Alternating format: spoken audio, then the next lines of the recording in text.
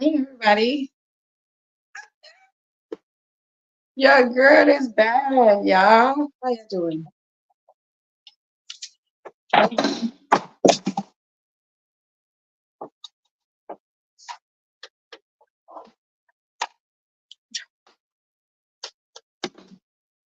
Hi guys, how's it going?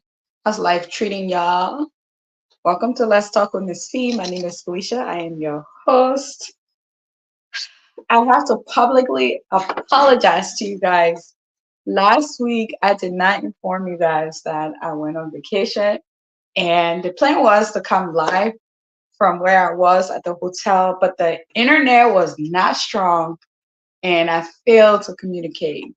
So just want to say sorry, guys. I probably haven't been consistent recently.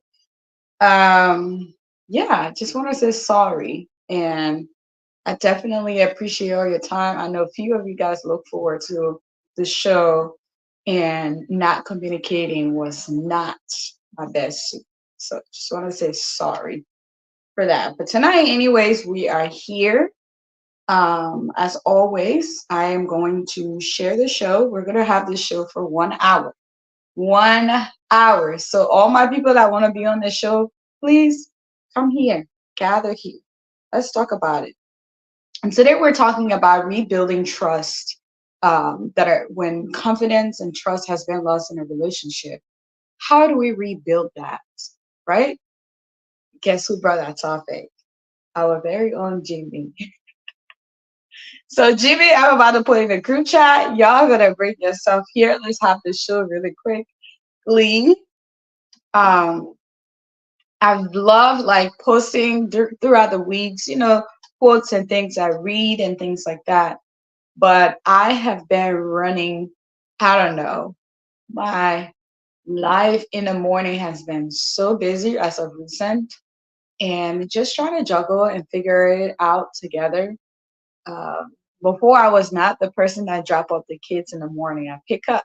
Now I have to drop off. So it's been a little flip there. So my little time I used to have and just reflect and share with you guys right away. I still reflect in the morning, but I don't have the time to really like send it unless I start waking up a little bit early. So, and I don't know how earlier I can wake up in the morning because I wake up about 4:30 ish every day, anyways. So, but we'll figure that out. I'm gonna try to do that because I really do like sharing quotes and kind of like passages from the Bible that kind of relates to those quotes. So we'll get back to that hopefully this week. But yeah, welcome to the show. Please share it. We're about to jump into it. I'm gonna mute myself a little bit, play some little music while I put the topic up, and then we get started. Okay. All right. Let me play some music really quickly. Uh, so how was you guys' week? I hope y'all had a really, really good week. My week has been hectic. I don't know how to turn it.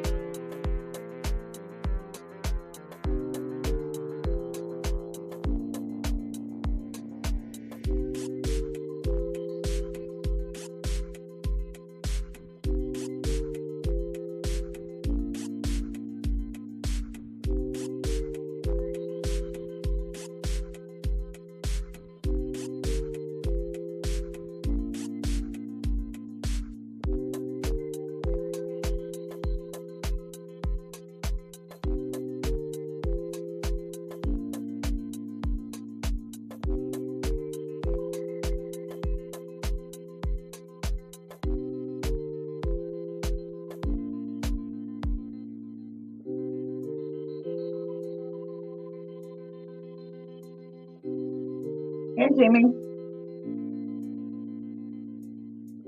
What's up? Hi, how are you? I'm good. How you doing? I am here. Oh, Okay. man. I'm about to duplicate myself, okay? Don't say anything. So I can put a banner up. Because you're always coming for me.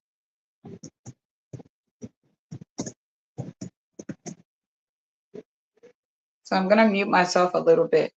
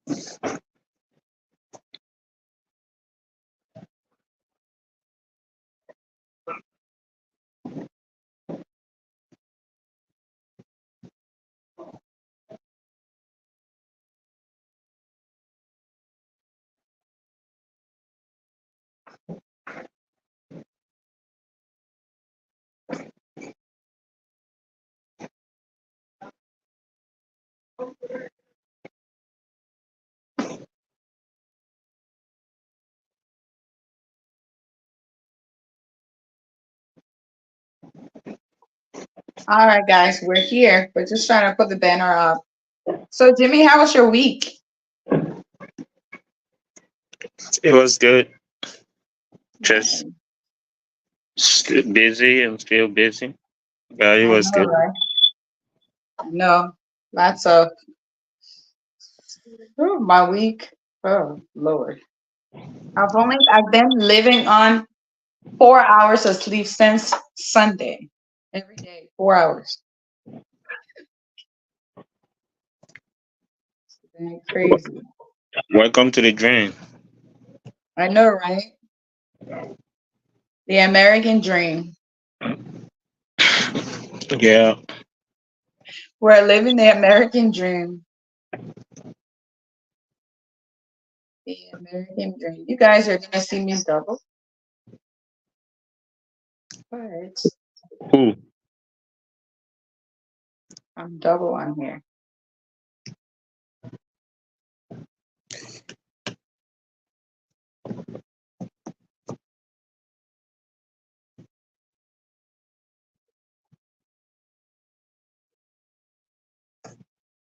All right,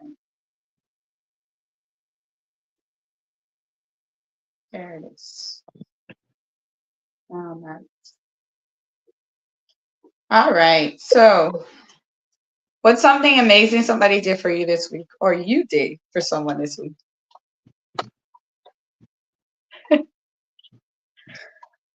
What? What was that? So we always start the show with talking about our week and what is something amazing you did for somebody this week, or vice versa. Someone did that for you. Like you think it's amazing. Mm,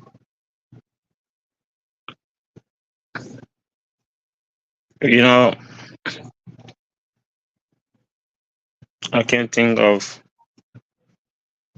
any amazing thing someone did for me during this week, but I know God has been taking me through from the very week, from Sunday to today. So that's the most amazing thing that I can think of. When it comes to what I did for somebody, what I put smile on their face or stuff like that, I just want to keep it, yeah. I I don't want to I don't want to talk about things that I do for people, Okay. but yeah, I just like to keep it private and let God, who sees our heart, reward us for the good that we do. Amen to that. God. I'm God's favorite daughter. Okay. His favorite. When you got adopted, I wasn't adopted. I was actually part of the kingdom. we Halfway. I am God's favorite daughter. Favorite. I don't care what anybody say. I am his favorite. Okay. Because he had given me everything I need. And I don't think anybody else can top that. mm,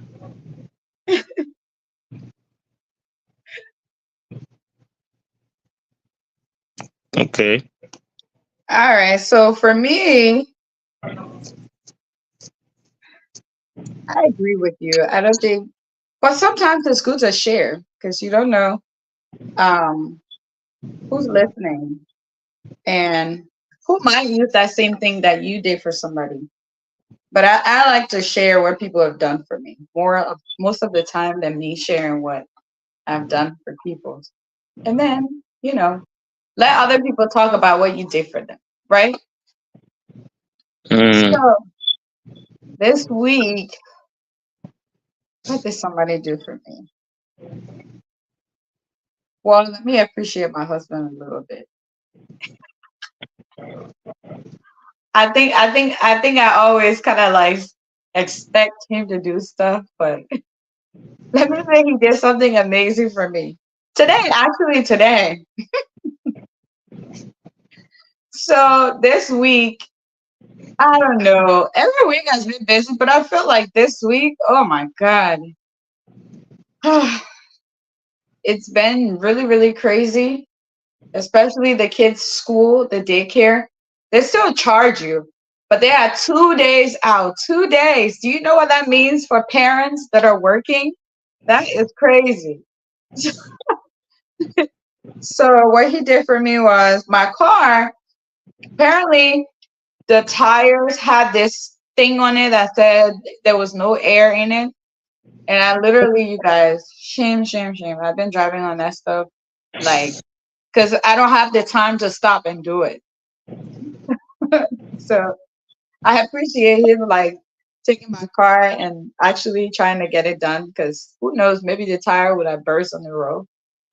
So I really appreciated that. Without me even asking, he did that. So I think that was amazing. We take the little things for granted, but I appreciate that. So that just was want to out. say, huh? I said that was awesome. That was thoughtful of him. Yeah, like he didn't even know the car didn't have like the tires air was out. I guess because it was cold the past few days. So it deflect when the temperature is a little bit different. So he just took my keys, went in the car store, and then went and put the air in it. So I appreciate that a lot. It's a wonder you didn't ask him where he was going. Jimmy, Jimmy, Jimmy, we're gonna stay. Let's be nice on this show today, okay? Nice. The theme of today's show is be nice. Okay. Always nice. Okay. I'll let you believe that. All right, let's jump to the topic, you guys. It is already 5:22. I was trying to kill time to see when the other people will come on, but Jimmy, it looks like we're gonna get started without them. So let's jump into it. Welcome to Let's Talk with Miss Fee. My name is Felicia. I am your host, and we have our very own. I'm gonna let you introduce yourself. Okay. Jimmy, go ahead. Tell the people who you are. You already comment. You guys, I'm drinking iced coffee. I gotta stay awake. All right. Hello, viewers and followers. My name is Jimmy Kiazulu, as you can see on the screen, and I'm a panelist on this show. And I'm happy to be here to discuss an important social topic today. And I hope that we all will contribute and learn from each other. If you are following on Facebook or YouTube, you want to contribute, the link is in the comment section. You can just click on it and join the conversation tonight or this evening as we discuss a very important topic that will be read by the host herself. So keep tuned and let's do this. Thank you. That was a nice intro. Well, guys, just a little housekeeping. I know last week we adjusted the time to 3 o'clock, but we have to be considerate of each other and everyone. I know we want the viewers in Liberia to get the show. So we are actually going to make it 5 p.m. every day, so that way we can get most of our panelists to join the show. Please, please, please share the show. I don't think on this show we really ask for much. All we ask you guys to share the show. And secondly, the show is actually, we've been streaming live almost 1 month now. Next month on the 29th will mark 1 year of this show. In the coming week, I'm going to tell you guys what we're going to do for our 1 year anniversary, or what we're going to do to for all of our viewers. Or I don't think we've done a little competition or a giveaway in a few well, we did one giveaway. So stay tuned, make sure you share the show, share it, invite your friends, invite people to follow, and stay tuned. I am going to try to stay consistent in posting throughout the next coming week. So if you missed tonight's show, I'm sorry, but just make sure you're stay tuned, follow, set your notification, and share. Also, if you would like to give us stars, all the stars, just want to say thank you to all of the people that have been giving us stars. If you want to give us stars, please kindly, we appreciate it. Any amount or whatever you decide to support the show with, that would be greatly appreciated. All the stars I've been giving, I still kept it. It's still in the star bank because we want to do something with it once it reached to the level that we want to cash out of Facebook, but it's still there. So I know I usually don't ask for that, but I want it to be totally up to you. Whatever you decide, if you want to give us stars, we will greatly appreciate it, because we would like to do something for the holidays that are coming up for others as well. So we greatly appreciate all the stars giver and those who will in the future. With that being said, tonight we're talking about rebuilding lost confidence and trust in your relationship. I think this is amazing. This is probably, I don't know, I feel like we should do a two-section with this topic, because it's a lot. It's not just about marriage or romantic relationship. It could be any type of relationship.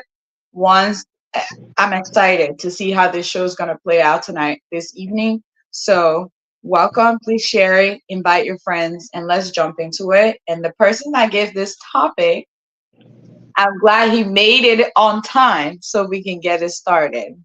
So, welcome to Let's Talk with Miss V. Let's get it started.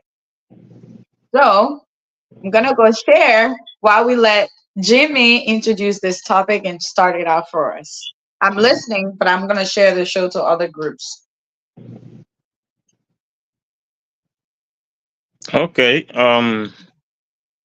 Once again, welcome to everybody watching. And today we are discussing how to rebuild lost confidence or trust in a relationship. You know, many times I hear people say trust is like a glass. Once it is broken, it can be, remolded. And for some reason, I sort of disagree with that because whatever is broken can be remolded. It might not be, remolded to look like the way it was.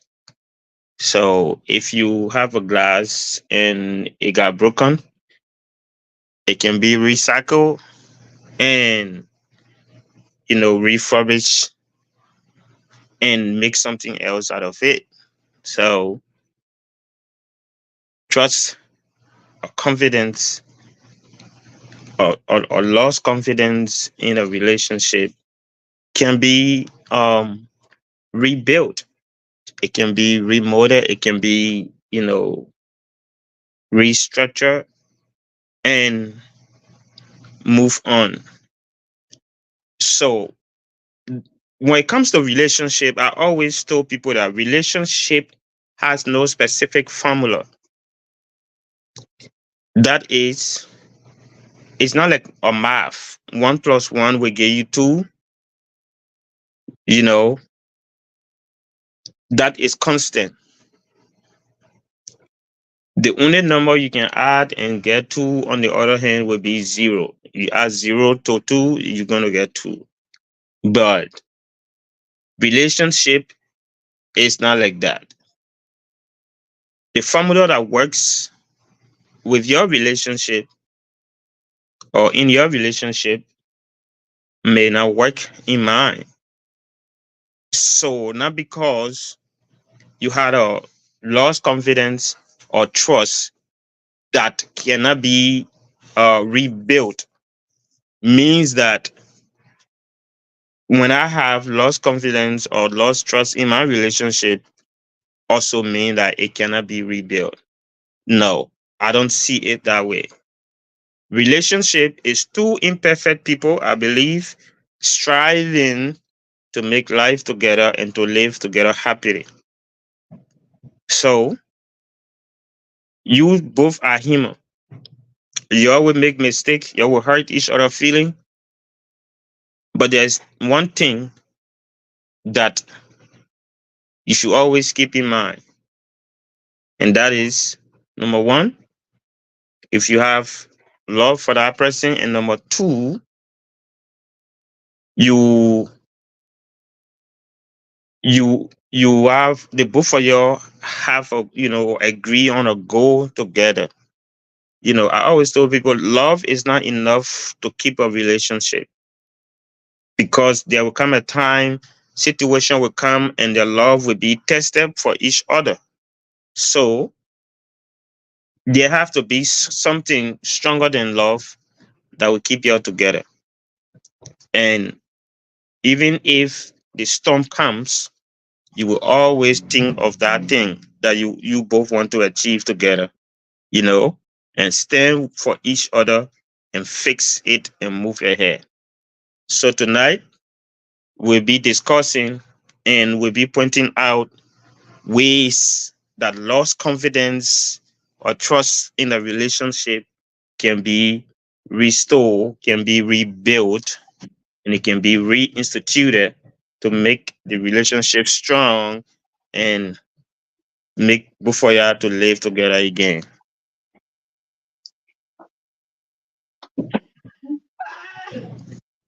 I agree. Sorry, I read. Rivers Esperon, hi, how you doing? I know I'm right. I apologize in the beginning. I'm so sorry, you guys. Let me let me apologize again. I am so sorry, you guys. Thank you, Jimmy, for that intro. But let me just clear the air. You guys, last week took the family on vacation, and the plan was I took all my gear. The plan was I was gonna be in the hotel and do the show since we're doing 3 o'clock. But then I got that the internet services, we were all the way in the woods area, so there was no good service, and I couldn't do it. And then I failed to communicate with you guys. So I am so sorry. I am wrong. I know. I know. Let my bastard brother will put me outside again. Oh God. Thank you, Princess. I will do my best in the future to communicate. Thank you so much, Jimmy. Sorry, I had to clear the air real quick. I know I did it earlier, but maybe Reversa's crew was not there to hear us. Um, but yeah, rebuilding trust. I do agree with you. A lot of people you said apologies. Thank you, thank you, thank you, thank you. We're looking forward to you joining the show tonight, this evening. Okay. All right. So first, I think we should start with maybe I know a few people know what rebuilding trust is and or what trust is or confidence. What is confidence in a relationship? And what is trust? Like, I guess I think trust can be defined to an individual, like depending on what's important to them, in my opinion. So it's probably best we define what confidence is like, what do you think? So, so trust and confidence, in my opinion, um, Mhm. are are synonymous. Right. Because they both deal with belief. Okay, if you Mhm. have confidence in yourself, that means you believe in yourself. Right. If you trust in somebody, that means you believe in that person. Okay, so Right. trust and confidence, they both go together. All right, they both are the same in so many ways. Okay, trust in some way can be reliance. You know, because when you trust somebody, you rely on them. For example, we trust God, so we rely on God for so many things, and Right. we believe in that trust. We believe in Him because when we ask Him, He does what He does for us. He answers our prayer. So confidence, you know, comes with Oh, excuse me. you know co- comes with faith, having faith in somebody, you know, Right. and believing in them. So there is so when it comes to trust, we talk about reliance. When it comes to confidence, we talk about belief. Okay, I mean, we talk about faith, but they both, trust and, and confidence, deal with belief in someone or something. Right. And I absolutely agree. I think they both go hand in hand, and I think they both depends on each other, right? So trust and confidence are both words that involve sense of belief, which you just said. And but they have different focuses, right? So Mm-hmm. like you said, trust is mostly you're relying on someone else's being, it's like a reliability and an honesty of another person to Yeah. you, right? And Yes. then whereas confidence focuses on one, it's like your abilities and qualities, right? That's what in other sense, that's what confidence is, like what my abilities are and what my qualities are. So if my ability is not there and I don't have the quality, how do you build that confidence in me in order to say you trust me? So I definitely agree. Trust also is based on, like share values and interests, so if I have the same interests as you and we share the same values, then yeah, I have confidence that I can trust you, right? So Yes. it kind of like go hand in hand. So I just wanted us to kind of like look at it on that. People who don't really understand the differences, even though they go hand in hand, but they both focus on two different things. So I might have the confidence that I have the ability to accomplish something, but then also I need you to trust me that I have that ability to do it. So it rely on you. The trust part rely on you, whereas the confidence part rely on me. That's Right. why in the relationship, once a confidence is lost, then you also lost trust, in my opinion. Right. Yeah. Hmm. So then tonight this evening, we're talking about how do you rebuild that? And sorry, I see something in the comment section. What do you think of forgive, but Yeah. forgot? So let's discuss, and later on we'll come to the comment Okay, sections. right, Yeah. right. Yeah, River But Pro, keep your question coming. We'll jump to this question. yeah, Um, but let's remind our viewers that if you want to contribute to the show, you can join the right, show by right. by going to the link in the comment section. Yes, You know, the and, link is and pinned right there right now. yes, it's pinned in the comment section so you can join. The live conversation and we all can talk. Yes. So go ahead, continue. Yeah, so I'm just kind of like just digging deep into those two words, right? Hmm. Confidence and trust, right? And then also trust is the psychological state that grounds in perceptions, right? It's Yeah. kind of like psychologically, like I'm thinking, okay, so let me share this with you. I went to a training seminar and the person I was hosting it, he said something about, people say you have to build trust. And he said, no, when I meet you, I don't know you for you. You don't know me. How can I tell you to build trust? All I have to do is give you 100% of my trust. And then now you have to do whatever it is with that 100%, it started to decrease, which also when it started to decrease, then that confidence that I had to trust you goes away. And this is how we start to deal with, different aspects of the job, which I think is the same when it comes to relationship, right? When you meet someone, I know a lot of people say, oh, it's love at first sight, or, like, I love this person, blah, blah, blah, X, Y, and Z. But when you meet the person, that trust is automatically given because of the similar interest that you have. So then now your confidence and your ability is that, I trust this person based on X, Y, and Z. So my confidence of this relationship succeeding is higher based on the trust that I just built with this person on common interest. So Yes.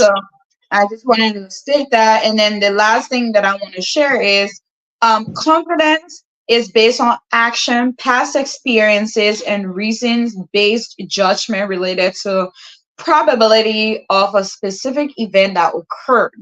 Again, it's like I met you. Let's say me and Jimmy, we just met. Jimmy looks at me and you said, you know what, based on the conversation we just had, I trust her, and I think I have the confidence that we can build a relationship together, right? Hmm. So based on what I've told you, based on things you've observed, which is also that's how you start to build that confidence within yourself that you and I can have that relationship that you think we can build to build whatever the future look like. It's similar, right? So Right. I just wanted the viewers to kind of understand the difference between that. So after you've established that now and somebody did something where now you're like, oh, can I trust you? So the trust been broken because something happened, right? So that's what we're discussing now. How do you rebuild that? Because remember, your trust was based on common interests, and your confidence was your ability based on that common interest that you can make the relationship work. So now you're thinking like is that trust has been broken based on that common interest is no longer there. Can it be rebuilt? How do we do that? And that's what we're discussing tonight. Okay. Very. So, when it comes to rebuilding confidence and trust in Mhm. relationship, the first step, the first step is to listen to the other person anger or hurt feeling. Right. Listen, you have to listen to them. You have to let them to express themselves. But first of all, the person who feels hurt must be willing to expressly state what actually hurt them. Because sometimes we are human, right? We be doing some things, you know, Right. we we do not know how the other person feel about it. Right. Okay. Or sometimes we know how the person will feel when they get to know, but we still go ahead and do it undercover. You see? So when the person, you know, when we get caught, for example, when we get caught, Cutting what? whatever it is, Okay. I call it, for example, most people in, in a diaspora, Mhm. think that people who have mismanaged their fund before or something happened between them, those people can no longer be trusted with other people, business or other works. You see? And secondly, I also like that quote. Sorry. I like this quote he just put there. okay, so secondly, in a relationship, when somebody trusts you, or in a relationship, when you get in a relationship with somebody, it's an Mhm. emotional and physical affiliation between both of you. Okay. Absolutely. So when you go out with another person, you are breaking, you know, you have violated that person's right, because that person has a full, as that person should have, should be the only one to have access to you in certain ways.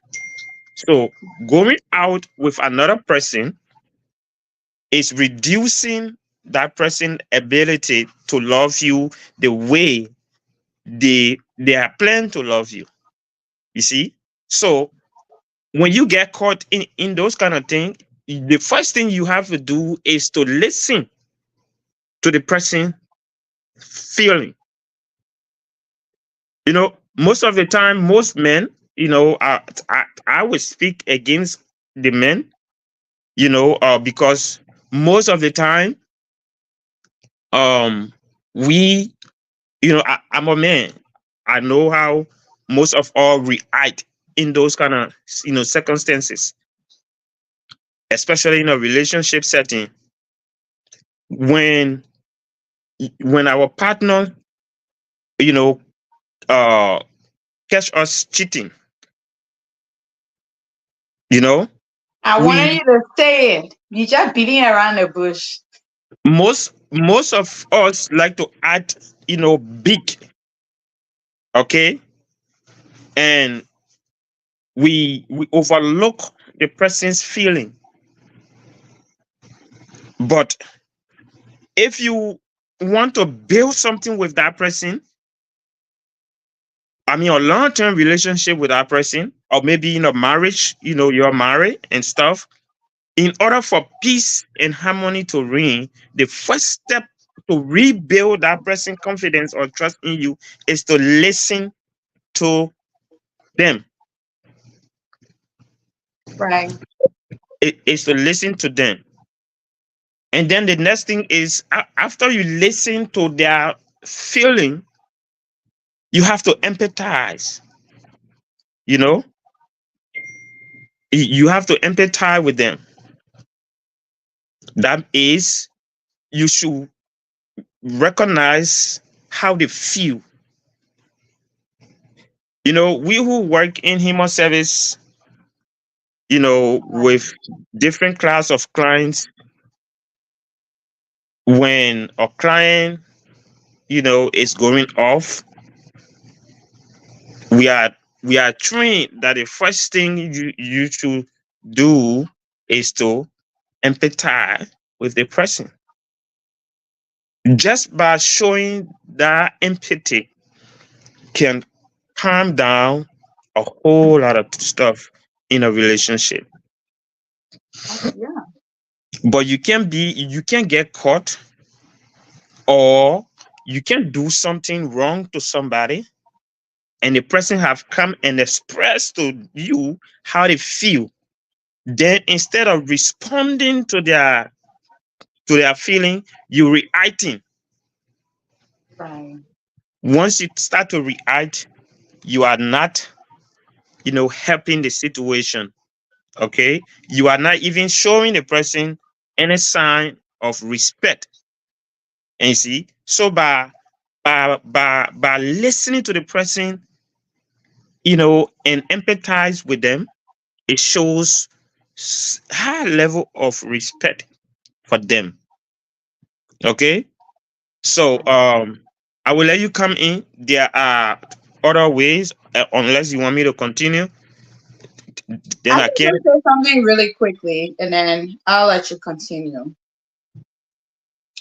So thank you so much for that. And yeah, I agree. The number one thing you should do is, you know, there's actually about six positive aspects of trust in our lives in general in any relationship. And like we said earlier, trust depends on confidence and confidence depends on trust, right? Yes. So, and we all know that trust is like the fundamental aspect of any relationship. If I can't trust you, how do I have that confidence that the relationship is even going to cross 2 days, right? So, um, and I think you said that number one, I think what end up happening in heterosexual relationship is that people go into the relationship with the expectation of I'm going to be fully transparent and honest with you, and then there's somebody else in the relationship that is not being fully transparent or honest. And then once the relationship start to progress, and then the other individual have that the person that's coming in transparent and fully themselves and ready, that's why in my opinion, I feel like when trust is broken, that's why it's so detrimental to the relationship, because the person on the receiving end is the one that get hurt the most, because it's like, I'm going to put myself in the same shoes, right? Let's just Mhm. say you and I had a relationship, and then we had a discussion. We both know what we want in a relationship and where it's heading. And then all of a sudden, I am blindsided without any discussion that you are involved in a extracurricular activity outside of the relationship, or vice versa. I am, without being fully transparent and saying, "Hey, the relationship is going this way, and blah blah blah. I feel this way. There's something missing. This is what I want." And in this moment, I'm not sure how it's going. People fail to do that because they think they're protecting the other individual's feelings. But in other ways, and sometimes some people are just selfish, they just want to do whatever they want to do, which, in my opinion, they do not fully commit to that relationship. They just, because I don't think it's about the cheating. It's just the fact that somebody had already built that confidence and thought like they can fully trust you. And then now it's like, you're somebody completely different and they can't trust you, and their ability of being confident in that relationship, it's like it just got broken, like a like River Says Pro said, trust is like your credit score, easy to track but hard to build, which is true. I actually really like that quote. It is so easy for you to drop that. But if we're going to look at the aspect of it, which you already said, is if you want to rebuild trust and confidence in a relationship, you need to be really, really expressive. You need to be open about your feelings and not hide anything. Like, be fully transparent how it makes you feel. And then also be honest with yourself. If you're being fully transparent, are you able to handle whatever comes that way? Are you going to be able to trust that person when they actually fully open up and tell you the full details of what's going on? I think it's on both ends. Both people should be fully open. I should be able to say, hey, this is how what you did make me feel, and I'm not sure how we're going to move forward. And then the other person should be able to, and I should be able to say, this is what I think you can do to for me to be able to fully, get back to where I can be. The other thing is you can't expect someone that you have broken their trust for you to rebuild overnight. And I think the people that are the offender in this trust breaking or loss of confidence always expect the other individual to be fully accepting in a quick minute. It has to take small steps, which, if let's just say me and Jimmy's been together for like 5 years, right? Why you Everything keep I missing me? because you're the only guy on the show right now. You're the only guy on it. Okay, let's say me and Riverside Pro in a relationship. Okay, Thank Jimmy you. don't want to be in a relationship with me. Oh my God. You guys, hypothetically, whatever, Jimmy. Let's continue. Yeah, let's say me and Riverside Pro in a relationship, right? And then Riverside Pro, you're gonna be the offender, okay? Jimmy don't want to be the offender. Let's just say, Yeah. you know, now I'm telling him, oh, this is what you did, and this is how I feel. I'm not sure if I can trust you anymore. You can't expect me to be like, boy, I apologize. No. And I think that's what happened. That's why a lot of people said one trust is broken, is hard to rebuild. I think everybody has to be honest with themselves. How, whatever the offense was, is this something that can be passed? Like, can I get over it? And I think that's where the whole foundation of rebuilding will actually get established. Because once you know if it's something that you can get over, then I think you can start to understand how you can rebuild that trust, because then you know how you can move forward. But it has to be baby steps. Maybe if you cheated and you were someone that stayed late at the office, maybe you need to make sure you are completing your task and be transparent with where you're located at that moment and communicate throughout. It shouldn't be the other way around. The offended person shouldn't be trying to find out where you're at or what your activities are. You should be communicating, hey, this is where I'm at and what I'm doing. It's not that you're a baby or something. And I think people think like, oh, you're tracking me down. No, you're trying to rebuild that trust of that individual. So you have to do the work on your end, and the other individual has to do the work on their end to try to understand, okay, this effort is being put. Is this something that we can surpass and make the relationship work? So I'm going to stop there for now and let you take it on. All right. So you very right about everything you said. Building trust, rebuilding trust is a process, and you who broke the trust, you have to understand that this person who is being hurt needs time to recover. So you now have to work seriously hard and help this person in their recovery process. And you have to be very patient with them. In the process, they're going to be getting angry, you know, and that's where empathy comes in. Whenever the person, express their grievances, you have to empathize with them, and after the person express themselves, you empathize with them. You have to uh, you have to take responsibility of your action. And in taking responsibility of your action, that's where apology come in. Now, there are two kinds of apologies that, in my opinion, that exist. One I call simple apology, which is I'm sorry.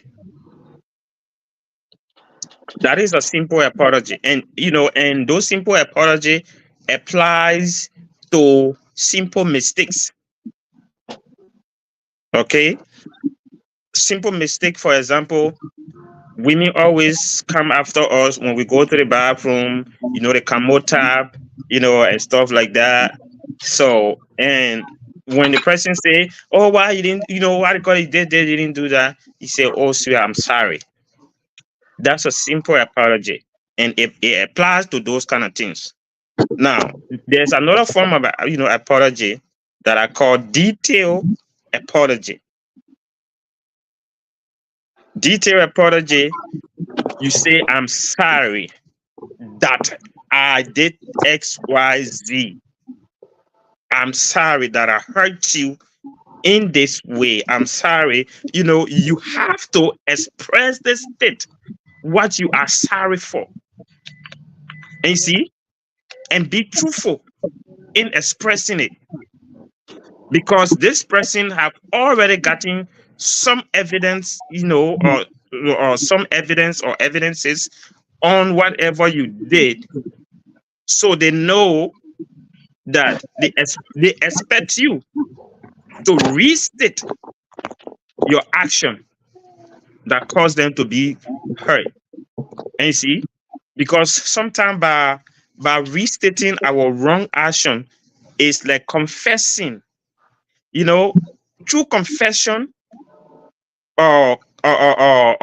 is the gateway to forgiveness. And you see, because even God will not forgive you unless you confess what you did.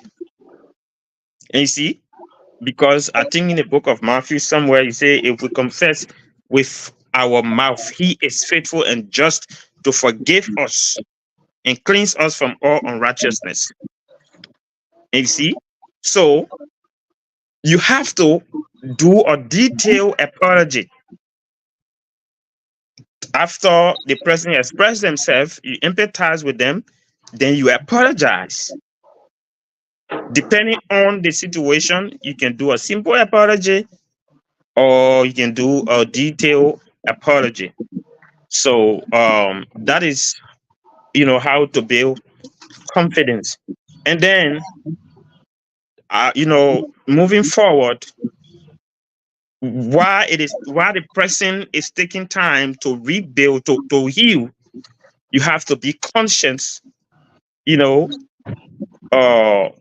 to the things that you do, and list the things that you need to work on.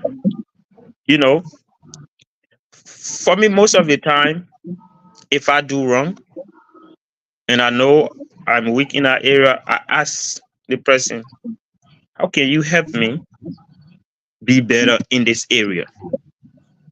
And you see, Yeah. how can you help me be better in this area?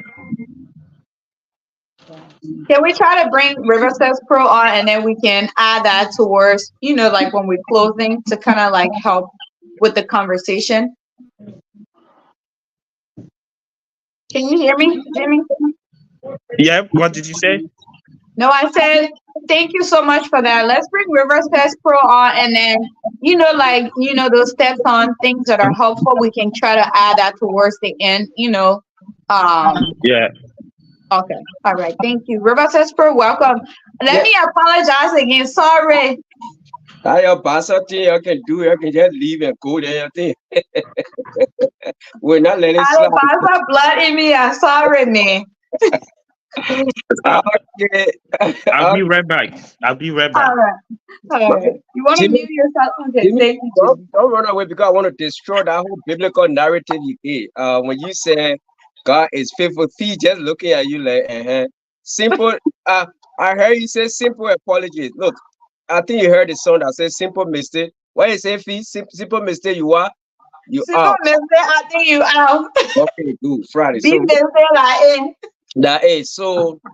Let us not pretend like let us not let us feel let us not pretend like rebuilding trust or confidence is as easy as Jimmy is, or we're making it to sing.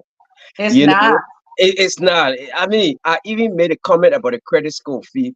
When I came Yeah. into this country, yeah, credit score, I didn't, I heard about it. I remember, I think I went to get something and the lady told me, oh, I don't want to look up your credit score. You can look it up yourself. I said, why? Because she said, I don't want it to drop.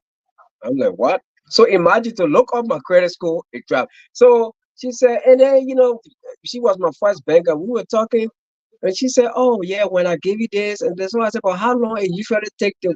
She said, yeah, sometimes 6 months. So if you imagine if I drop 1 point from my credit score, it would take 6 months. She imagine it would drop in an instant once you do something funny, but it Yeah. would take 6 months to a year to build. That's how trust and confidence is. That's why our audience Absolutely. it's not easy. It's not as easy as we're making it to say. And when Jimmy said God is divine, when he said faithful and just, he's different. He's different from me. He's different from you. He's different from Fee. Imagine if the Bible they said Christ died for us when we were yet sinners. When you were sinners, that's when he died. He didn't tell you, oh, when you claim, that's when I would die for you. So the issue of trust is serious. There are people, sometimes it depends. Look, if trust and confidence were easy to build, guys, we wouldn't have the amount of divorce today, the amount of separation. A lot of those separation, 99% of those separation came as a result of lack of trust, lack of confidence. People like, you know what, that's it. I used to work with this one girl, she later on she turned gay. I don't know from where. So we used to catch a ride together. So I asked her one day, it was just on my mind because she was good. I said, so I asked her, I said, why my boss blood gonna come. So I asked her, I said, but why did you turn gay? You know what the girl told me? She said, just trust and confidence. I couldn't make it anymore. I lost trust. So I said, but then she said, a cheater always once a cheater, always a cheater. And I told her, I said, do you know that's just literal, right? She said, no, it has been scientifically proven. This girl is very smart. Yeah. She said, this thing has been scientifically proven. It's not just literal. So that's how a lot of us women, we hold onto it, we cling onto it because that's why she told me, I don't know how to, I haven't really gone beyond to know, but she said it has been scientifically proven that once a cheater will always be a cheater. So she said, I don't want to waste my time. So imagine that girl has that mentality of she had built, she had that in her mind that she is not willing to rebuild trust or confidence with anybody anymore because it is scientific that once he did it before, he will always do it. So you see some of the things that hindering trust, some of the things that hindering rebuilding trust and confidence. Now, as far as that, even to our job. There are times that I've seen people like, they got rules at our job. You can't do this sexual harassment and other things. Sometimes they put people on suspension. Why you think when they put people on suspension, they don't bring them back? I've seen it before. I see people involved in theft and other things, part of the guideline. And when they kick them out, they will say, oh, we're going through the process, he may come back. Because why? They lost confidence in that person, fee. They lost confidence, they lost trust. They don't think you will live up to what they expect you. So trust and confidence in my mind, yes, it can be rebuilt, but we shouldn't be delusional. We shouldn't just make it, like, oh, apologize and let a person come. No, there are women out there feel when they feel like hurt, real hurt. You know what I'm saying? They sometimes they don't even want to see you. And you talking about, but they don't, they just like, what? I'm moving on. It happens at our job. It happens. Sometimes it's not all about cheating and things. Sometimes in finances. Sometimes Right. when we notice the man is misusing, he got a habit of misusing funds intended for the house. And there are several reasons people lost trust and confidence in people. It's not just on Yeah. cheating and other things. Too many things. It could be lies. It could be just some odd character you got that the lady noticed literally, and she's like, you know what? So that's my understanding that trust and confidence, yes, they can be rebuilt, but I'm not gonna sit there and think that it is as easy as we making it to feel. There are sometimes some feel, and Jimmy, some trust and confidence lost, they never got regained. They never got regained. Relationship got destroyed. Family got broken apart. A lot of things have happened because of mistrust and lack of confidence. So as much as I remain optimistic that it can be rebuilt, I believe that sometimes it depends the individual, it depends their mental strength, it depends the Right. support system the person has around them. If he got a bunch of friends with, oh man, you already wasting your time. Boom. See, you know what? Oh yeah. Some people, some women are mentally weak. They, friends with influence. They're like, you know what? That's it, and they will turn it back, and that's it. So that's just my little contribution about rebuilding trust and confidence. Yes, it can be rebuilt, but it's a difficult task. It's a humongous task. It's not easy. I agree. Thank you so much for sharing that. And I you know, Fee, yes, can I come in? sure. Go ahead. Go ahead. Yeah. So the first thing, River says, Mm, try to talk about God's faithful and just. When I make that, when I when I quote when I quote that scripture, I was speaking of confession. Okay.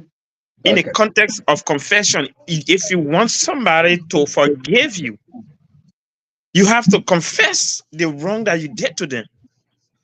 You know, and I was talking about detailed apology. You know, because I talk about two kinds of apology: simple apology that apply to common mistakes. So quick, let me ask you on that note, right? Yeah. Because that was a topic too that I was thinking about talking about um, for us to cover one of these days. So, do you think sometimes, right, to build that trust and confidence, do you think it hurts the state of how somebody accepts your apology by you being fully transparent in that moment? Do you think somebody should be fully transparent? Let's just say somebody said, "Oh, I cheated," right? And they Hmm. know the preliminary part of that cheating. They know you cheated with someone. But do Yeah. you think it's necessary for them to be fully transparent of what's been happening?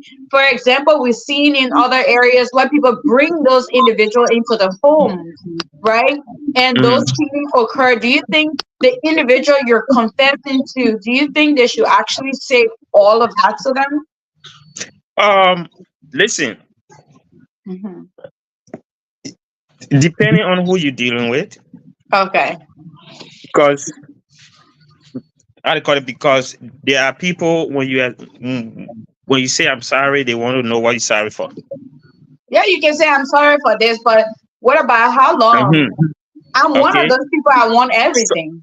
so so so so some of them will ask you how long has this been going on, and you see, so you have to be, you have to be open, you know, and as and tell them. You see, I call it because what you are looking for now is a common ground. You are looking for forgiveness. So if the person asks a question, and that's where I talk about detailed apology. Because Okay. some apology will comes with answering a lot of questions. And you see, Absolutely. Yeah. people will ask, how long has this been going on? You have to explain. So you understand what I'm saying? Right. Uh-huh. So I call it, that's the background, I call it I came from. I think there are those. Fee, do you believe that? Let me flip that question. Do you believe that something should be taken to the grave? Actually, I do agree, but it depends on what it is, right? If it's something that's gonna jeopardize somebody else's like safety and things like that, Listen, don't take it to the grave. um, listen, that's what I Mhm, say. Depending on the situation and depending on who you're dealing with, mhm. okay? Depending on who you're dealing with and depending on the situation, okay? Um, if the situation does not call for it, I would say don't detail it. But if the situation calls for it, let them know that I, you know, I don't want to tell you this because I know how you would take it, or I do not know how you would take it. So please let us not, go into detail. I regret what happened, but for our own good, let it just be. There are, in criminal investigation, they got something called classify information. The reason those information cannot be exposed to the public is because of the The detail. individual protection. Yes. And see, so and then River says quoted someone who said once a cheater, always a cheater. Yeah, I was gonna address that. Go ahead. Yes. I don't know where that person got their research from, that is said is scientifically proven that Yeah. because the person did it, they can always do it. No, that's the when you develop that perception, it becomes hard for you to trust even your very self. Yes. And you see, because you are telling me that even you, because you cheated before, so I shouldn't trust you because there's a tendency that you will cheat again, even though you have told me that you are repented, you are a different person now. And see, so sometimes when we're saying this thing, let's put ourselves in the person's shoes. Then we understand the gravity of it. And you see, but I believe a man or woman can be the worst cheater today, and they can be the most honest person tomorrow. And you see, and also vice versa, the most honest person today can be the worst cheater tomorrow. So I don't believe in that saying, once a cheater, always a cheater. No. Now, Riverside make mention of company, if you have something for test, how to call it, and all of that, they will say we are investigating and you how to call it, and they will never bring you back. Those how to call it, those are company policy matters. Okay. I used to work at Amazon, as a loss prevention of how to call it officer. You see, I know, we caught people in the act of, uh, stealing. Shoplifting. Yes, I call it shoplifting and all of that. But company policy was once a person is caught, you know, it's an Mhm. automatic, uh, uh, Yeah. uh, yes, See. automatic termination. You see, so Wow. some companies, or I call it policy, are strict. So we cannot apply that to a relationship, and that's No. why we made it clear that restoring or rebuilding confidence in relationship. So I want us Yeah, to but stick to relationship yeah, and I not think go, I and not go into company policies. So no, I we brought it want to because educate people and redirect them.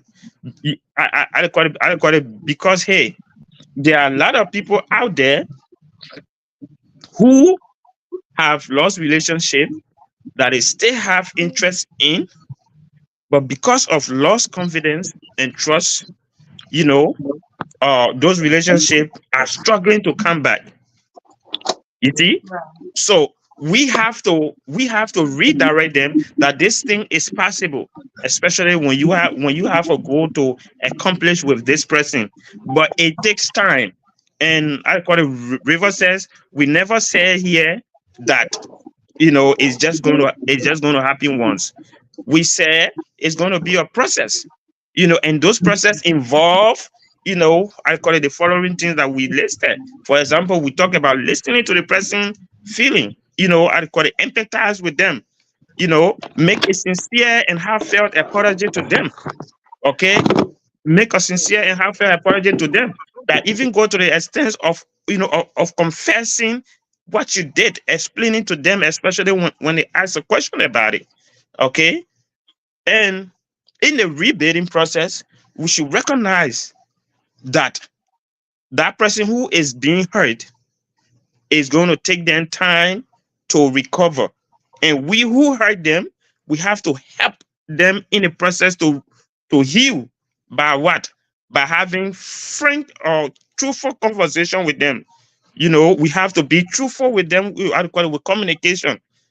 You see, for example, if we if you and the person, if you never used to tell the person about your activities of the day, now to restore that confidence, you have to communicate with them when you are going out.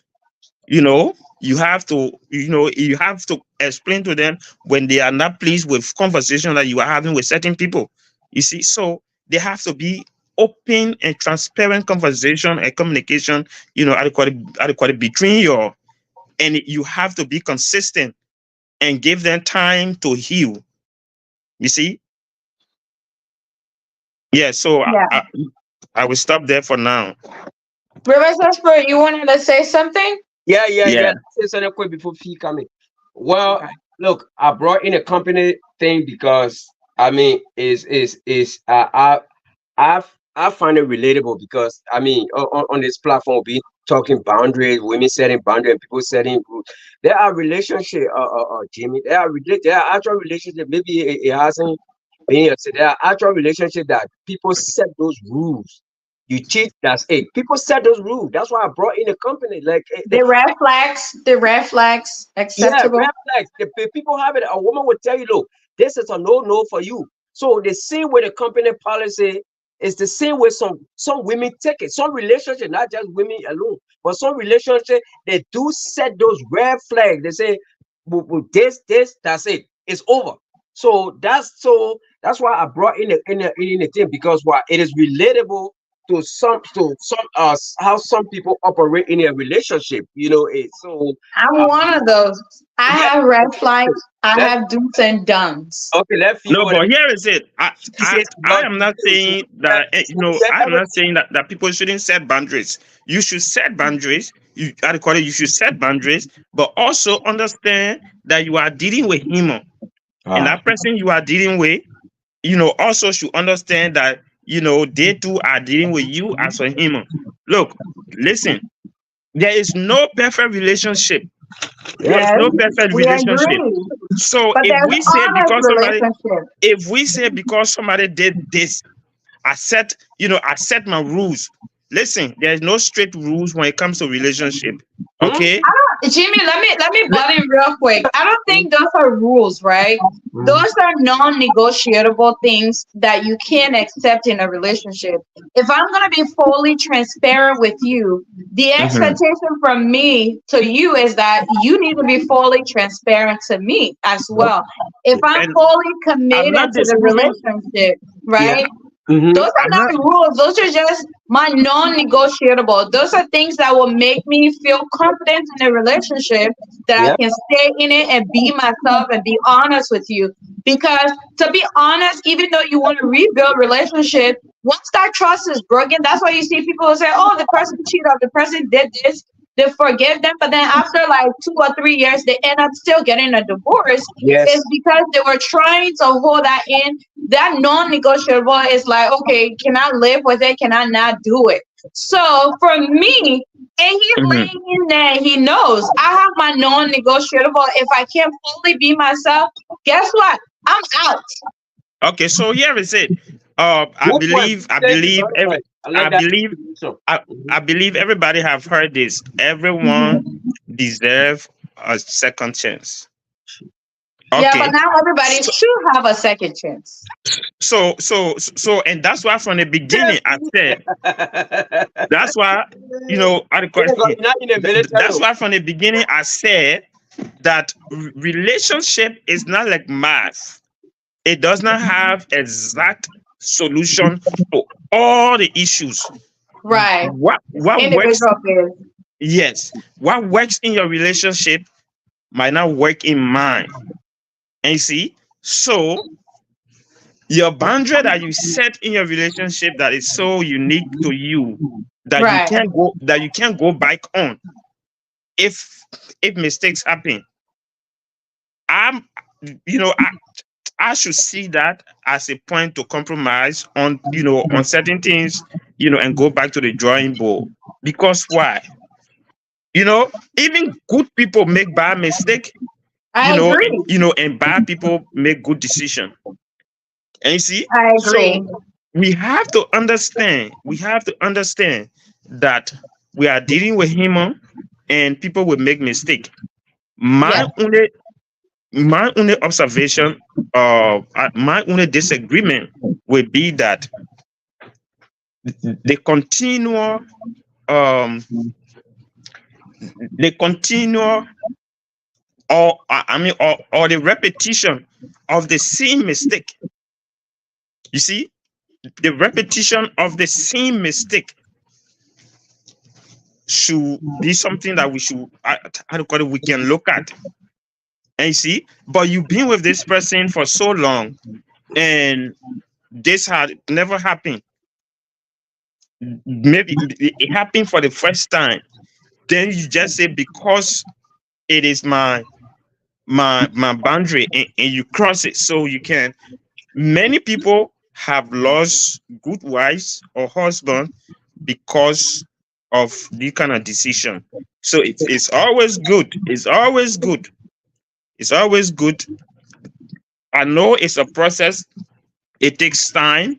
But Right. if the person recognize they are wrong, if they recognize they are wrong and calm down and apologize and prove to you that they are a better person than their mistake, you should always look in that person direction and work with them. But I understand. in the process, in the Mhm. process, keep your eyes open and see watch their movements. And you see, if Yeah. somebody is truly sorry and is meant to be a changed person, you will see it in their action. Okay. So Jimmy, let me come in a little bit. yeah, yeah. Okay. I agree with everything you said, right? But here's the thing, right? I am different from you, and we're all different, right? We Mm-hmm. all have things that we feel like we can live with and things we cannot live with, right? Things that we think, okay. So before I even go there, I read a news headline today. I don't know if you guys have watched Josh Mathis. Yeah.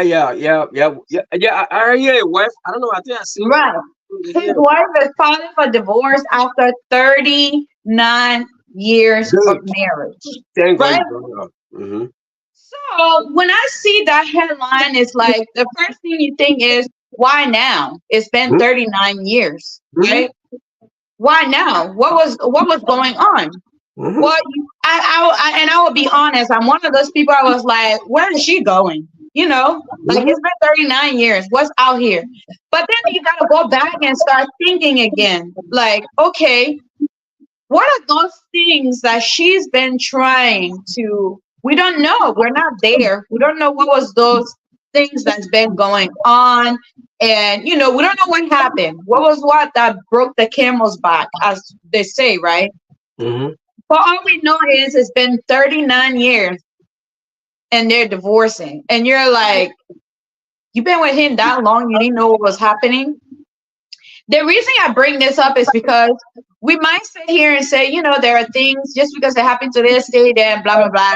And this is some of the result, right? If Mhm. if we can be honest with ourselves and say, I will try to see how we can make this work.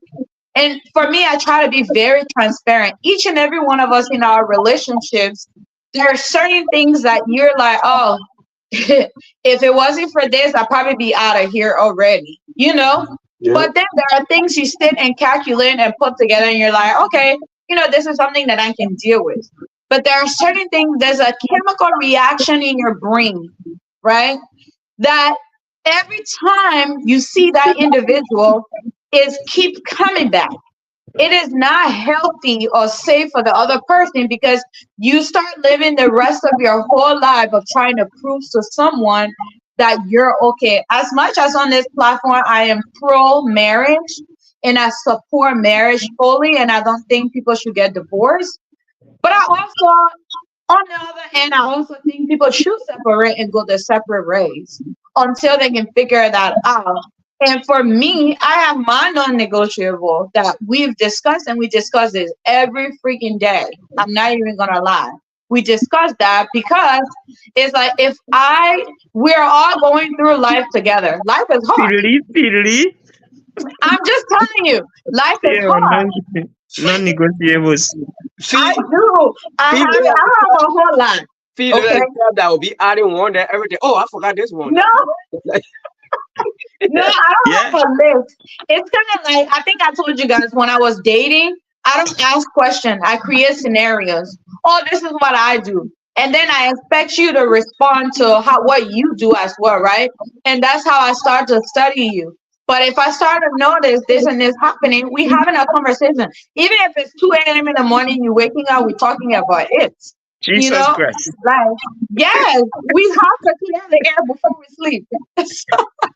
But but But just to be transparent, I am not going to go be digging for things. No, things pop up. If you pop up, let's talk about but, it. What but happened?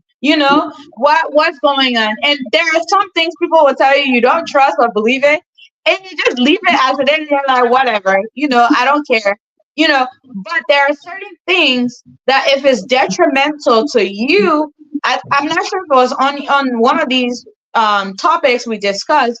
I had a friend in college. We used to hang out at her house every day, right? Because they live right across from the school. We always went in and ate. One afternoon, her mom has been sick for a few months now, and nobody knew. She go to the hospital. I don't know how nobody knew, but she had contacted HIV from the husband. But hmm. she didn't know.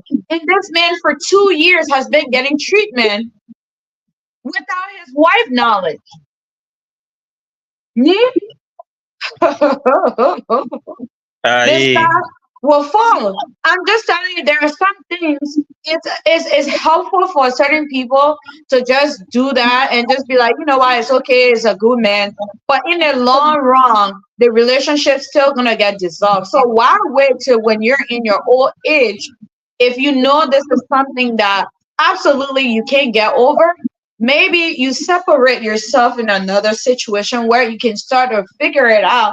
People remarried again, but I just want people to know that when you rebuild or lost confidence, it's on both of you. It's on both of you. It's from both ends. And you have to know that you have to be honest with yourself. Can you really live with whatever the person is apologizing for? Can you live with it? How long? I think people should really put that in perspective. How long? Because anything, women were very fond of saying, "Oh yeah, that would play you going again." Yeah, yeah. Okay, keep going. Yeah. Fee, So then the Okay. individual So, has to relive that. So you have see, to be honest with each other. see. Yeah. Wait, let me Um, watch that for touch more. I beg so you. so I come in Fee. Thank you very much, Fee. You brought that point, and Jimmy, I mean, we got that perspective from a tough lady on here. Somebody who been in a relationship. She understands. probably. Yeah, what you say, Jimmy. You say, oh, when you reconcile, you gotta keep an eye on that. No, that's not a woman responsibility. Jimmy is like me and you back to back. We on the wall front. Jimmy, yeah, we got back to back formation. You watch this side, for the enemy. I'm watching this side. I should trust you, Jimmy, that you watching that side. I shouldn't be. Yeah. I want a Jimmy sleeping behind me. So that's how the women perspective is. People that feel will not have money to go pay a detector. How they call it? Fee private detector. Private detector? No. No, Don't that's not what I mean. Yeah, no, I'm coming to you. Don't put the woman in a situation where she will be stuck. And and even Fee made a great point. A lot of those are seeing that 75 to 80% of those people that will say, "Oh yeah, we reconcile the ending or in divorce." I see plenty because why? That level of trust. Now, imagine you saying, imagine what running through that woman mind. Yeah, I mean, what else he up to? Is he still going to the same? Is it so? It feel awkward, even though you guys say y'all have reconciled. But trust me, Jimmy, life will never be the same again. Like, both of you will just be burdened to each other because you just keep second guessing. Like, why is he up to? The woman over there thinking, wait, besides cheating, I wonder what he been doing with the money. I mean, is he build house for for people? All kinds of things, all kinds of things. The next thing Labrador say you have bush. The next thing you are crowding your mind with all kinds of things. Like he said, that's why some people look, I'm pro-marriage. No, I'm not a perfect person. We all have made mistakes in life. But Right. there are things that it happen to some women. They just like, what, for my own mental health. Yeah. You Okay. have to consider your mental health too, brother. It's not just, oh, I forgive. Yeah, No, mentally it kind of drain you because you start going back like, I have children for this man. What have I done wrong? What happened? All kinds of things start kicking in. That's why I said from the beginning, some of these things make it extremely difficult for people to. The last time I think we talked about irreconcilable differences. I think we Yeah. on the platform. That's why sometimes it make it extremely difficult for the woman to, to kind of like say, what, let's rebuild because there's so much stuff that come into her mind. She feel beaten. She feel like I gave myself to this man, everything. Like, what else? What else do I have done?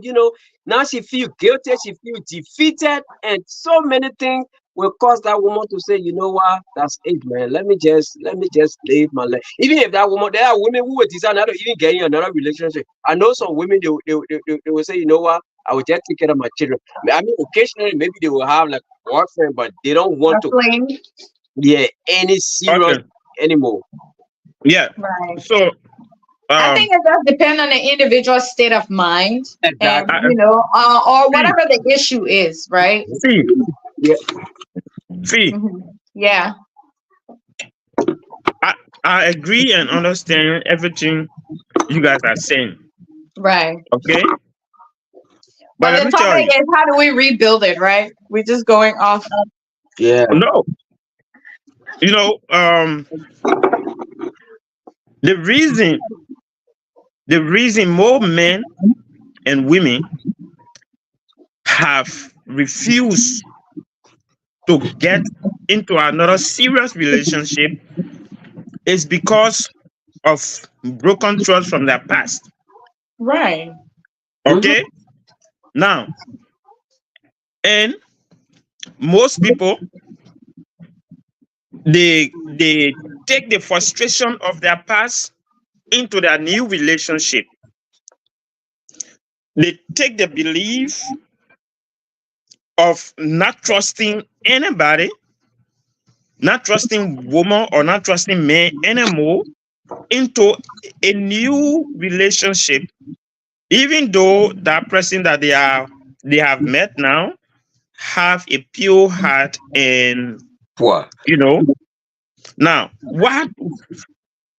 why does these things happen? These things happen because of the lack of forgiveness. Let me tell you, there is nobody that was born with the heart of forgiveness. Forgiveness is practice. We all should practice how to forgive people. Okay? But forgiving people doesn't mean that you are continual, how do you call it? You will continue to hurt that person who have forgiven you, or you should continue to hurt that person. That person will get tired one day and walk out. because you know what?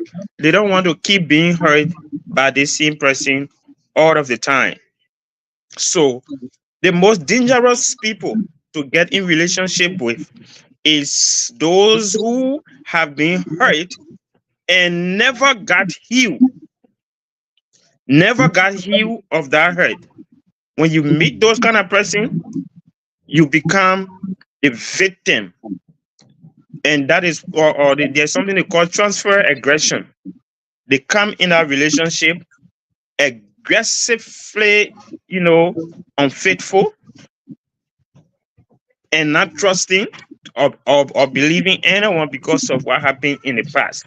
Listen, when something happened in the past, when something happened between you and your I call it your partner, if you still have love for that person, and if you still believe that you and that person can accomplish a lot together, yeah, just sit down and talk about it.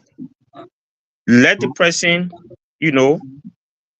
make you understand that they are better than their mistake, and you should practice. You should practice. You should practice to forgive them. So that brings us to this one, right? Fee, Uh-huh. let me ask you quick. So, like, so Let me end real quick. Okay. One of the things that makes it very hard for us to forgive people is continually dwelling on the past. When we continue to judge people by their past mistakes, even though that person, we see them making effort to make amends for their mistake, but you continually judge them on their past, you will not find a space or place to forgive them.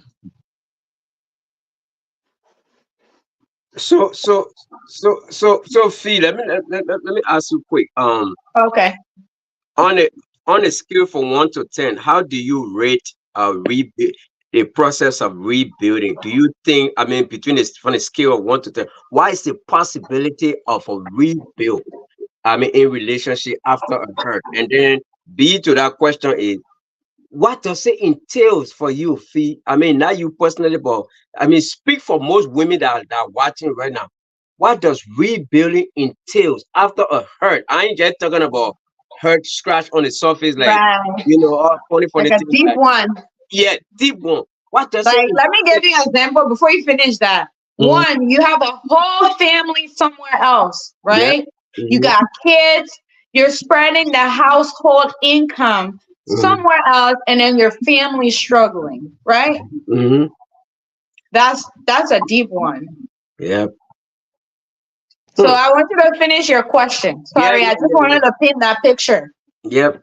So what does it entail in that situation? Like, what does it entail to rebuild such a broken relationship? Sometimes relationship that have, like, English men say, rock bottom, go all the way down. What does it entail? Okay. Do you want me to answer? No, that's my question. Jimmy want that all day. Hey, Jimmy. Yeah, with that Fee, because Jimmy, you already answered that same question. I want to hear from Fee perspective, because you talk about reconciliation, you talk about forgiveness and other things. I want to hear from a woman perspective, like, what does it entail for Okay, let me answer that. Mhm. So let me tell you guys, I don't think that the part of cheating, I'm going to be very careful with this one. So cheating in general can kind of, everybody has the definition, right? Mhm. But the one that we just expressed, which I think most of the time, that's when women are like, yeah, I'm done, Mhm. is the fact that it's something that's chronic, like that chronic cheating where you've actually started building a two family somewhere else and you're not honest about it. Mhm.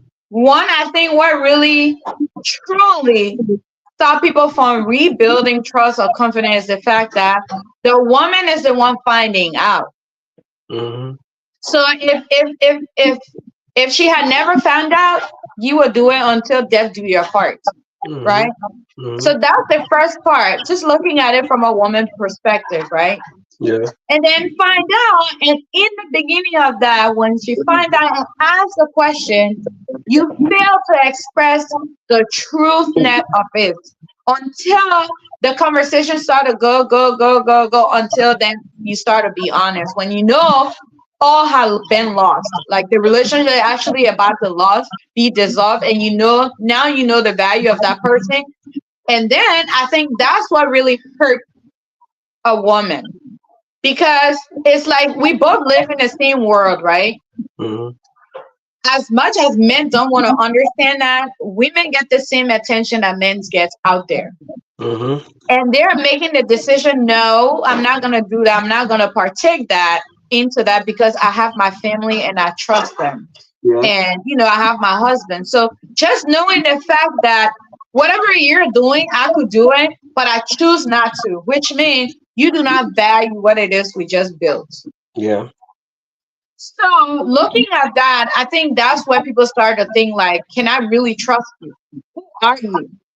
You come home every day, you sleep next to me, and then you lie, you go to somewhere else, and then especially the businessman that will say, oh, I'm going to business, you know, I'm Mm-hmm. going to do this, and then you have a whole family somewhere else.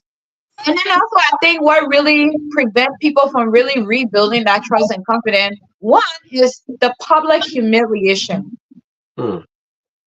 The public humiliation could be family member had told you about it, but then you still supported this person, right? Mm-hmm. A close friends have been saying it to you, but then you're like, no. So publicly, you look stupid. I'm just gonna say it like that. Like you look stupid because somebody have already told you, and people can't handle that. So now they're like, oh, as much as we want to say, don't think about what other people say, but I hate to tell you, everybody's life is based on what other people think in general. So when you think about that and you're like, okay, how do I even pick my feet off the floor to walk and stand in front of somebody and actually talk for you? Because if somebody is talking bad about my husband, I'll be the first person to stand up and say, no, you're lying, right? Mm-hmm. I can't do that for you anymore. Or if I did it, my husband again said, no, I trust my wife, you're lying, right? So it's like you're thinking about all those other things surrounding that, and you're like, how can I? So I think if somebody can truly still pass that and say, no, maybe it was a mistake, maybe this is what happened, then it's okay. I think that's where first it starts. You start to say, okay, maybe I can have confidence in the relationship. How many resources did we lost during the whole shenanigans you were on? And then how far did you go? Is this something I'm going to have to keep seeing in my face every day? Let's say you have children in it. So we have to be involved with the children. Unfortunately, it's not the children, but I have to be involved with this person. And that's that person who is the parents of that child. I have to communicate with them because they're part of our family, regardless what you want to call it. The child, I will have to speak to them. And then I start thinking, okay, that's your child. You still have to have a relationship with the child, but you still have to be involved with this woman because you have to communicate with them. Do I trust that? How do I trust that when you go there, you're not going to rekindle whatever it is you're doing? I think people have to be realistic about all the things that goes on in an individual mind. And they're like, no, I'm not going to do it. Yep. So in my opinion, those are all the factors that women think about. You know, how stupid do I look? And if I'm being stupid for you, do I trust that you will really not make me look stupid again? And then would I have your full support if I walk out there? Is that something else I don't know that somebody else is going to tell me? 9 times out of 10, I believe there's some truth that I'm hating when it comes to this type of situation. Mm-hmm. And I think what ended up leading to an actual divorce is that something was not said. And now the person is like, oh my God, I can't trust you anymore because you told me this and this is not true. So in order to really rebuild that confidence, you have to be fully understanding and know that whatever your confession is, either it goes right or it goes wrong. And you need to accept that if this person decides that's what it is. And you can't hold them to that. You hear, and in my opinion, how I look at cheating is not a mistake. I don't think it's a mistake. You know what is a mistake? I'm walking, going somewhere, and I put my foot in the water. That's a mistake. In a cheating relationship, I feel like you know what's gonna happen when you do it. But you're like, oh, she'll get over it. Which means you disregard my feelings. And that's why I really enjoyed. There's a gentleman, he said, any relationship that whoever in the relationship went and had a child outside and brought it and you accept it, you're in a polygamy relationship. And you should know you accept it. That's what it is. So now you can't be complaining about it because you had a child over there, I had a child over here. We're all in this relationship together.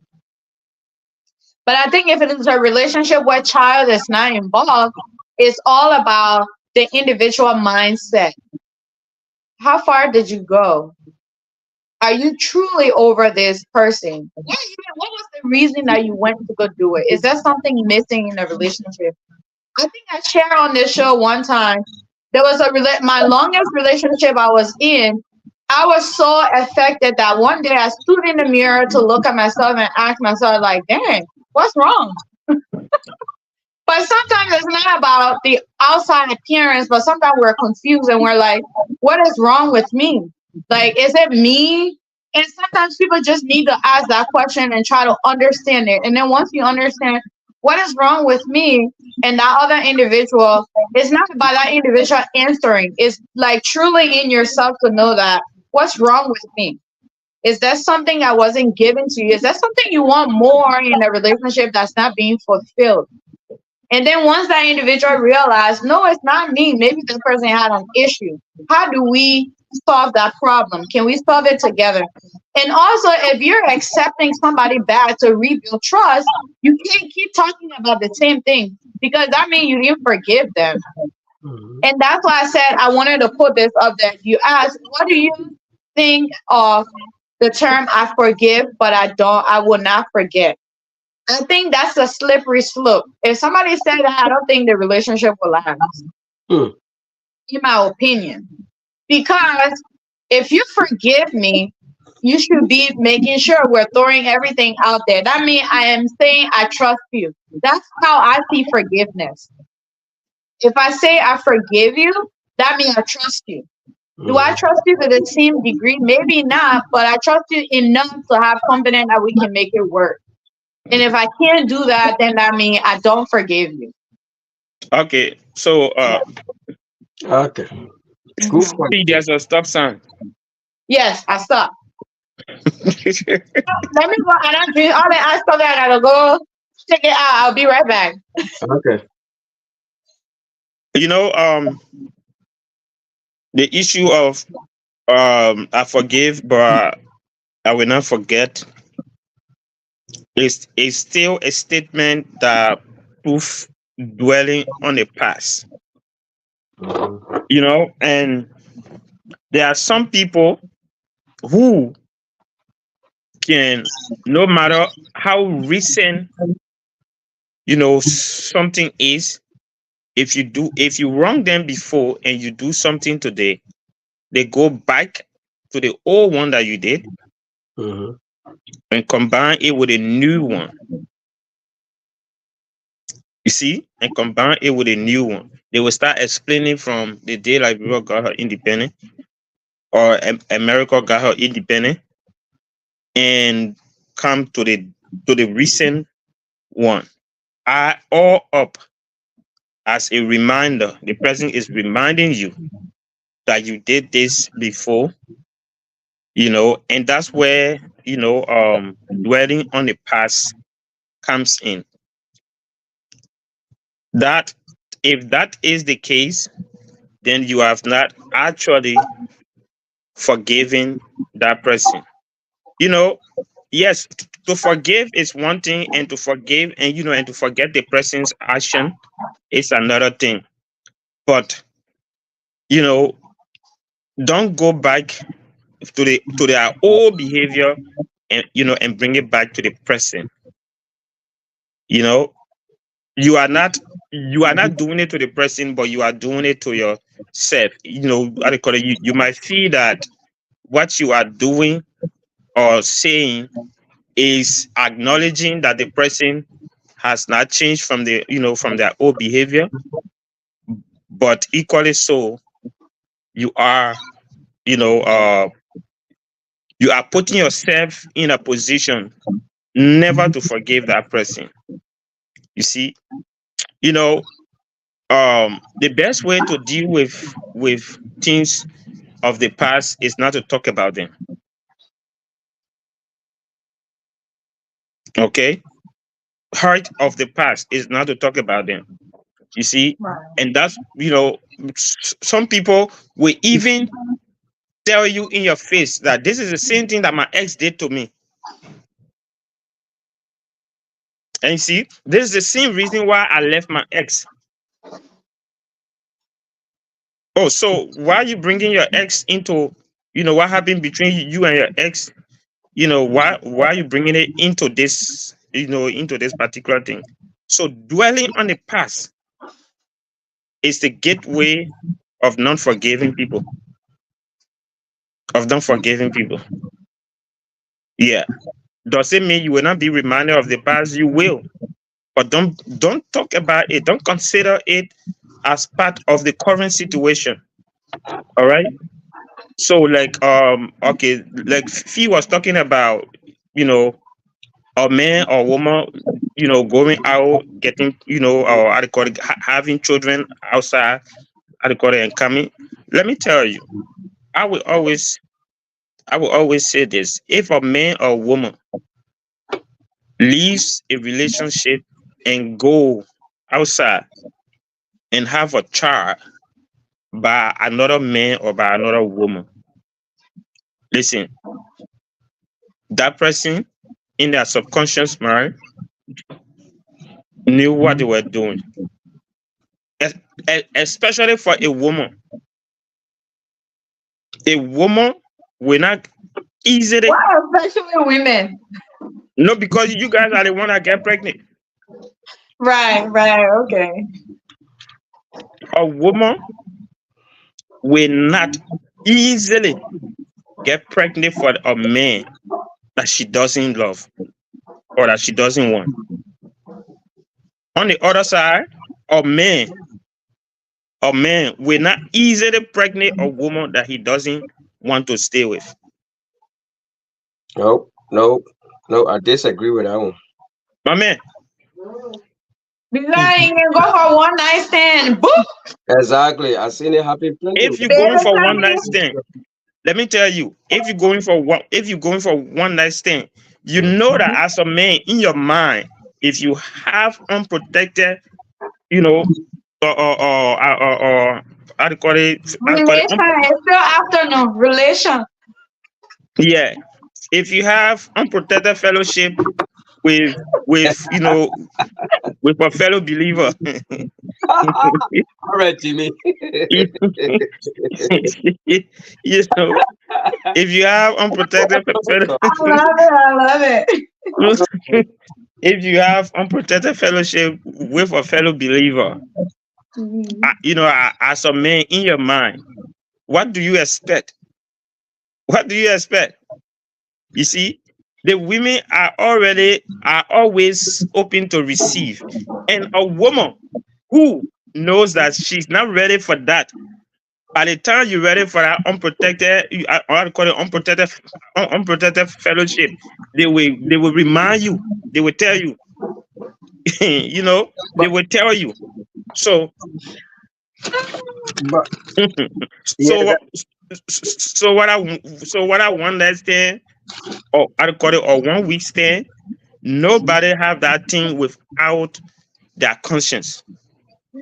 And you I see, don't believe that, Jimmy. Come on. So Don't open another topic yet, please.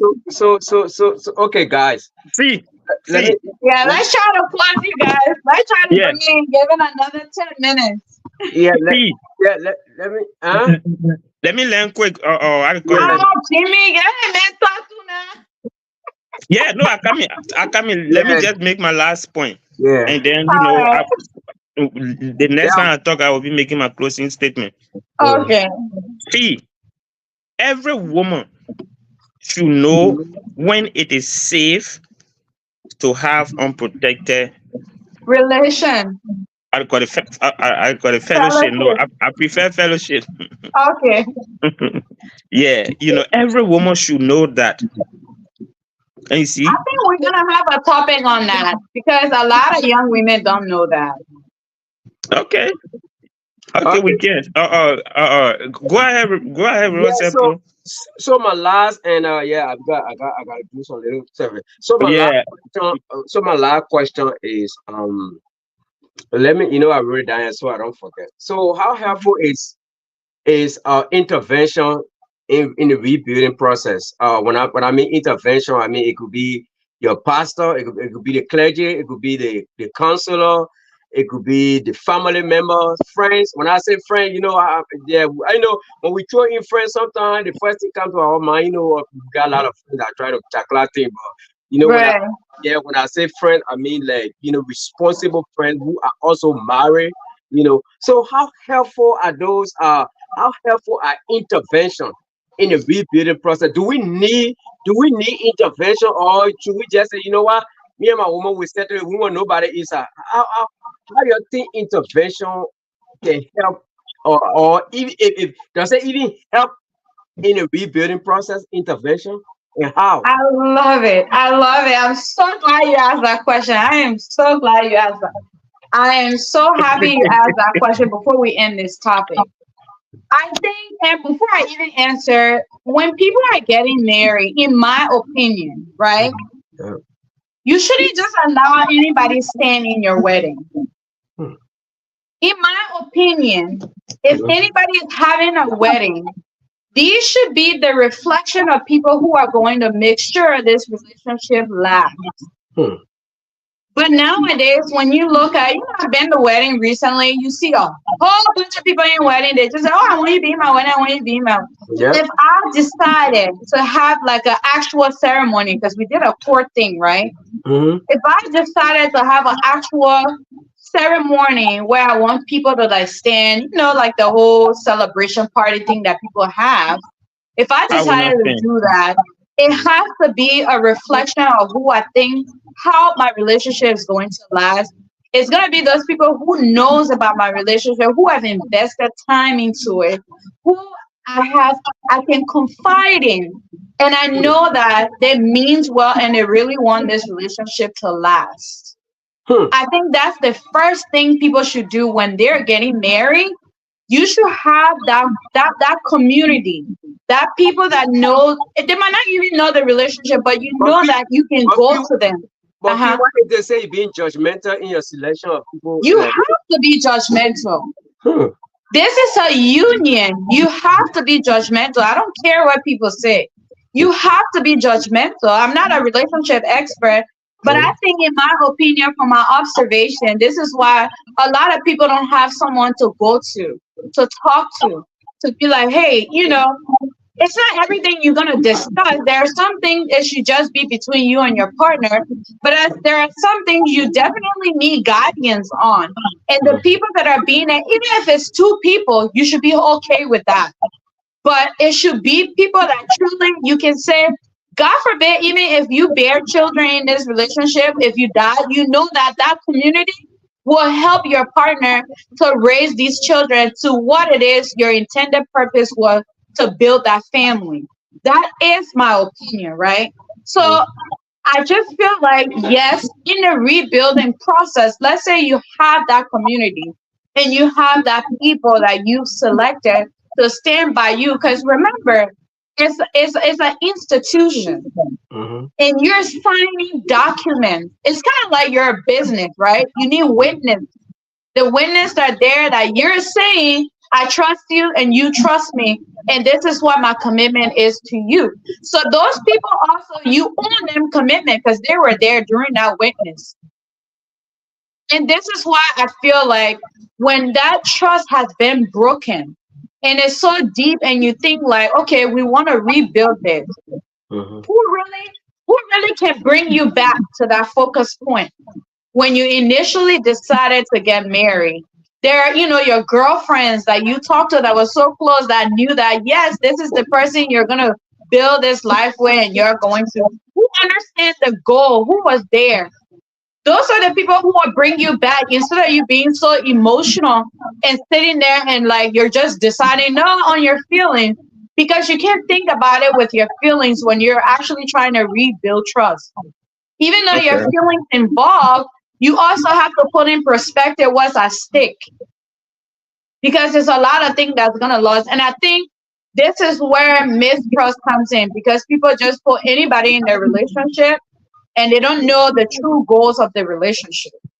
When you have that, is very important. Your pastor play a key role into that. Mhm. That is somebody who you should be able to confide in. The mother of the church should be somebody that the daughter, the wife now, should be able to have conversation with and talk to. And then you should have your mother should be able to guide you on the right path and understand that.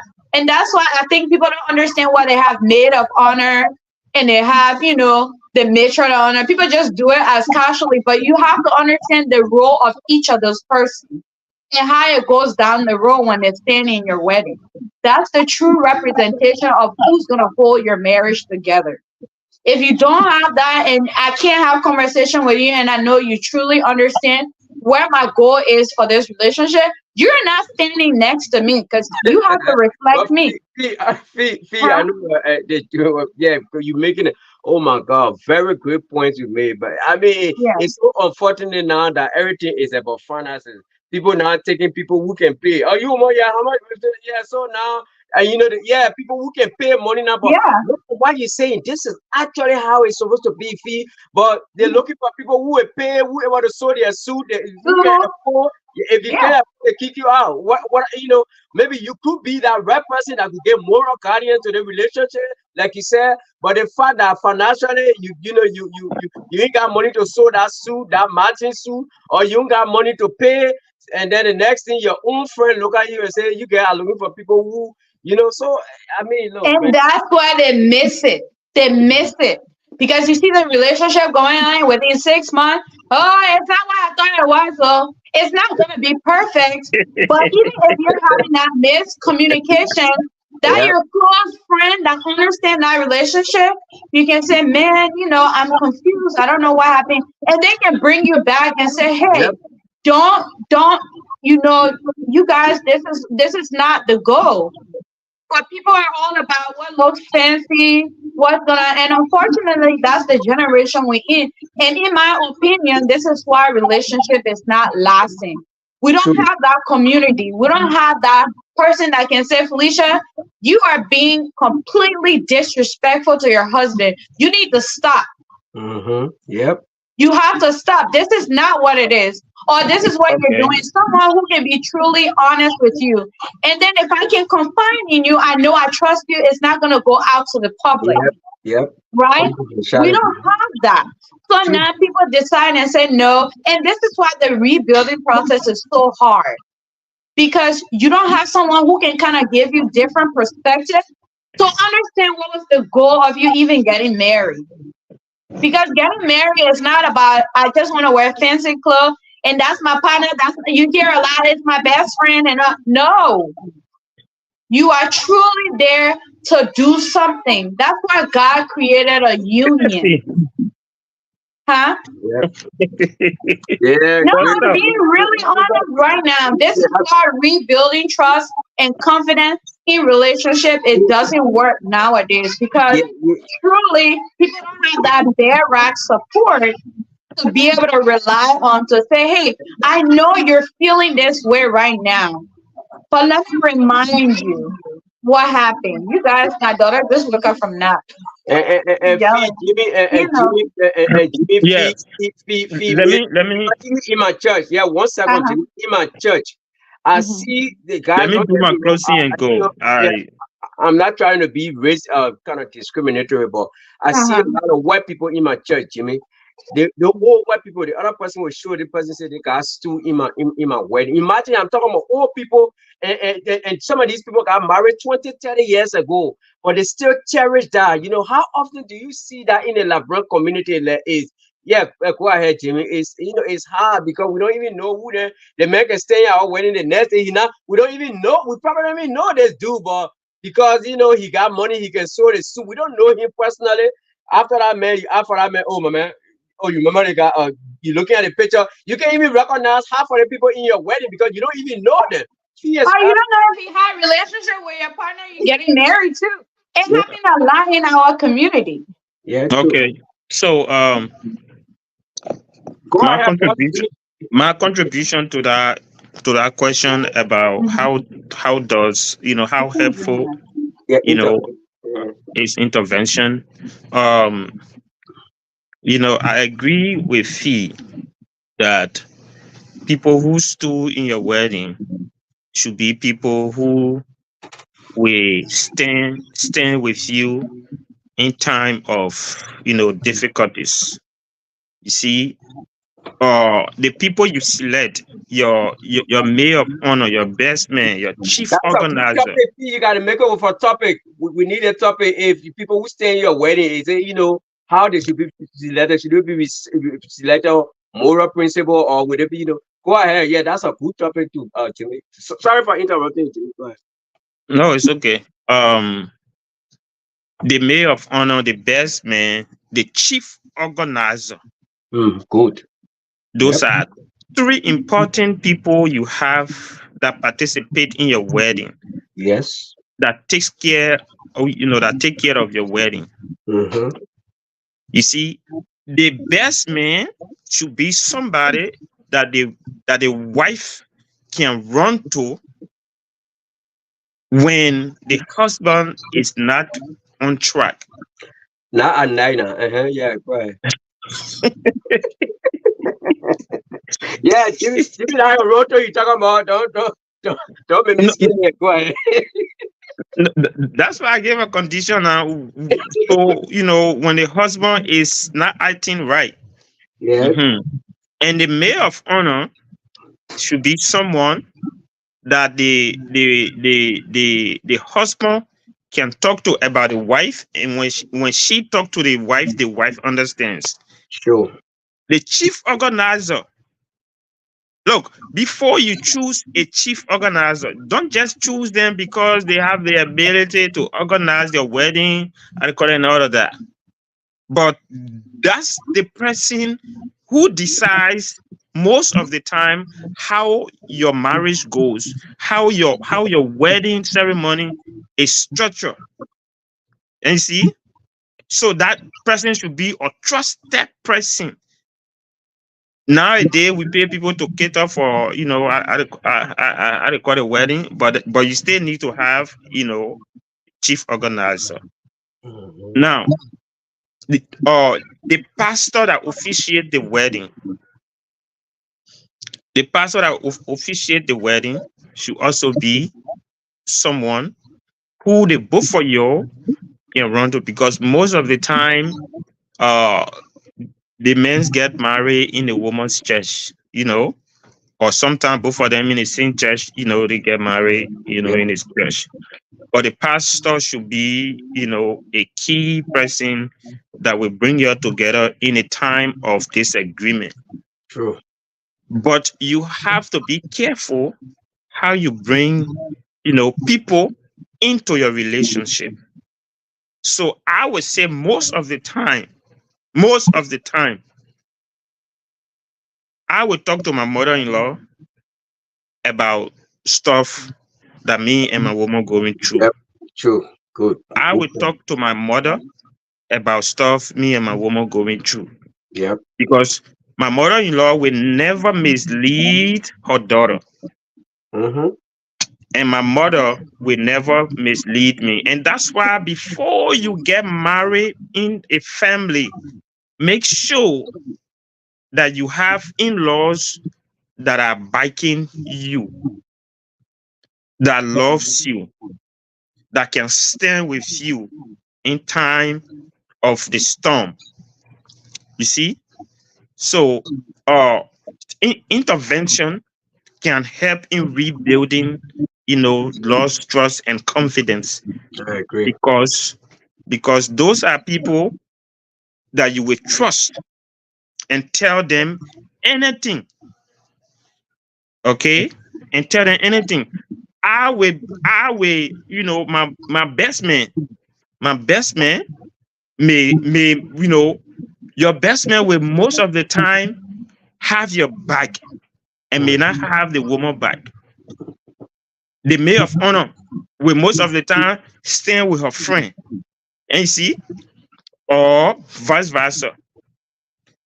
A maid of honor should be how do you call it? A maid of honor should be choosing based on moral, not on friendship. Yep. Good point, Jimmy. Yep. Not on friendship. A maid of honor should be someone that will look in your face and tell you, no, this is not right. And not to support you in the wrongdoing. Same as the best man should be someone who will tell you, my man, what you're doing to your wife is not good. You have to go back and talk to her, I call it, and fix things with her. So those people that you select in your, I call it, to stay in your wedding should be people who know the relationship.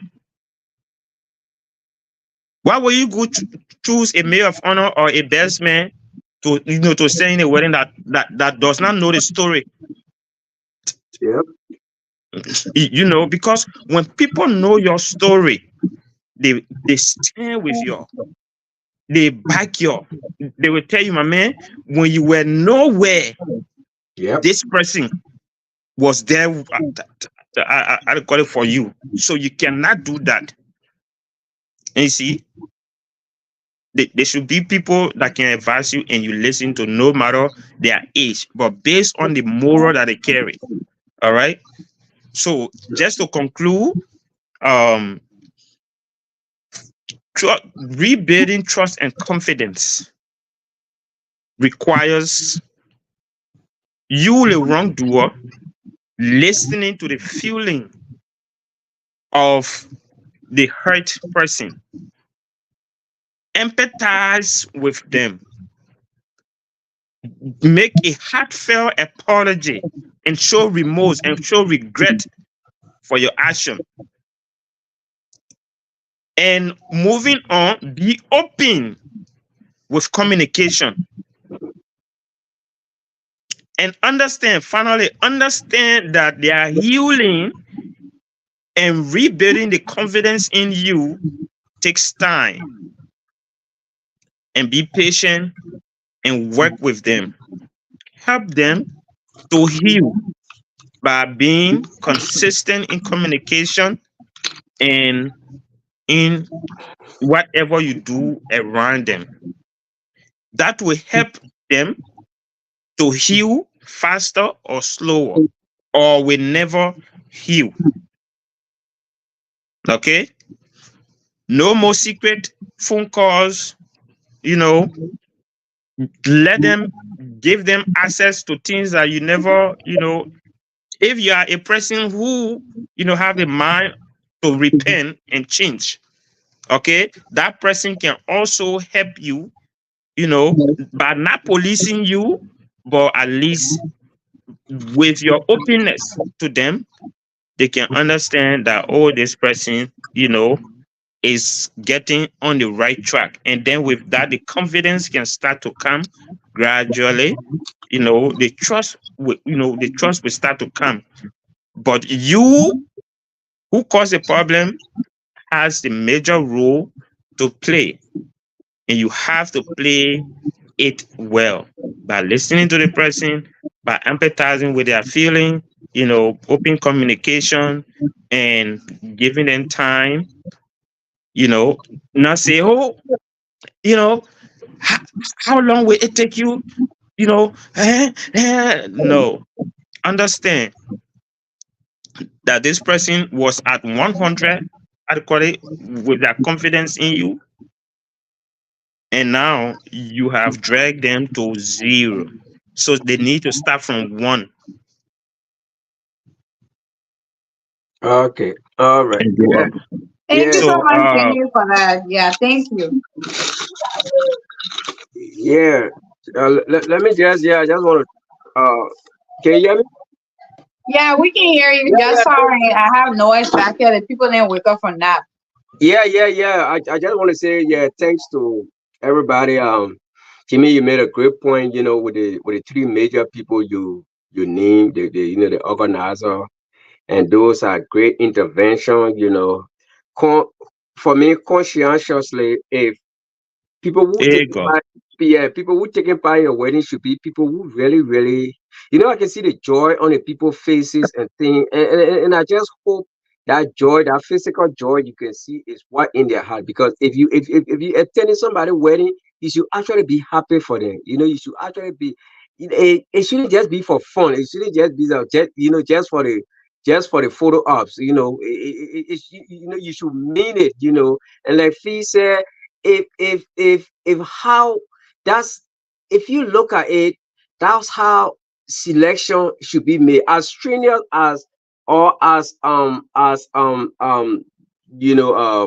word do I want to use, as judgmental as it might seem. But yes, those are selection process, because that's one of the important aspect of your life. You're getting married, and the Bible says for better or for worse. So you want to bring people with that good moral character, people who will be there, that wouldn't be gossiper. Those are good intervention process, intervention that will help the clergy, the pastors. We should be able to trust them nowadays. I know they got pastors that run their mouth like nothing, but yeah, we should be able to trust them. We should be able to tell them things. They should be able to intervene.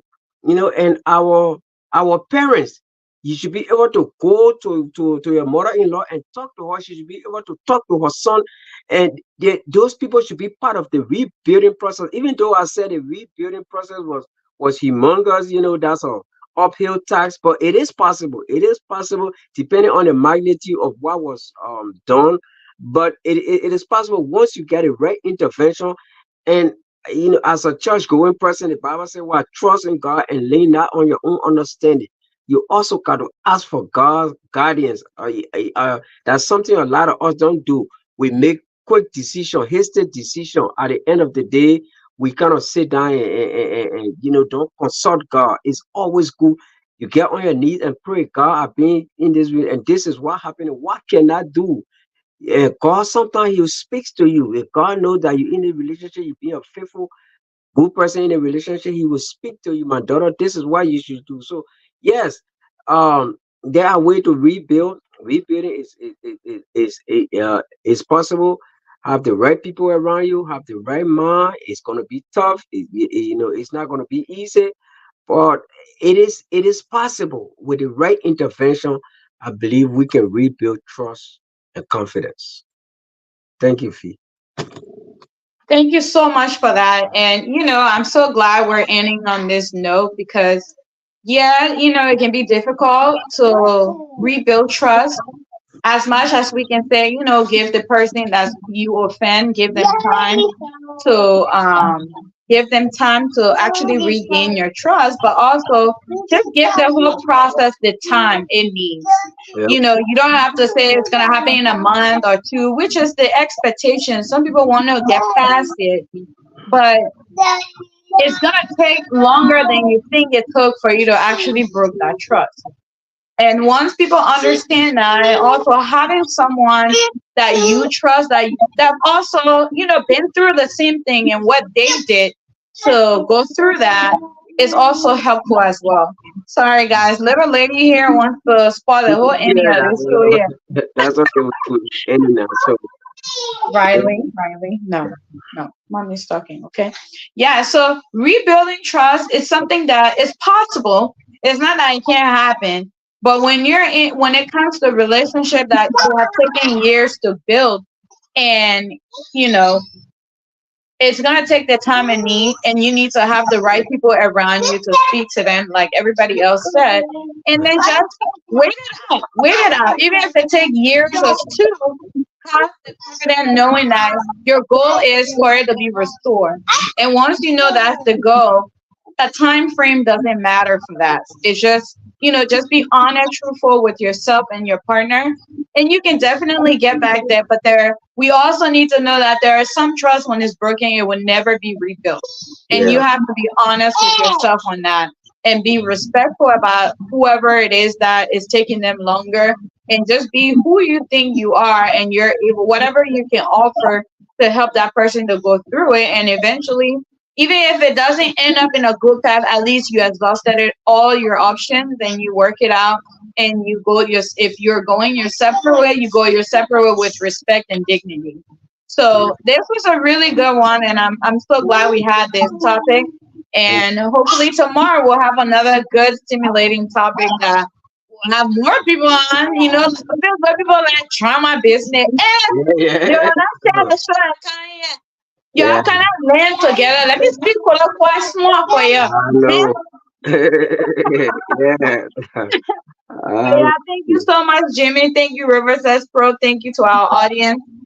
Even though people may not have joined the show while it's live, it's also important when we're done, you guys can still share it and Yeah. just encourage each other. We're all learning together, because who knows if either of us will be in a situation like this, and then we can go back to these topics and start to think about some of the things that were shared and how we can go through that process.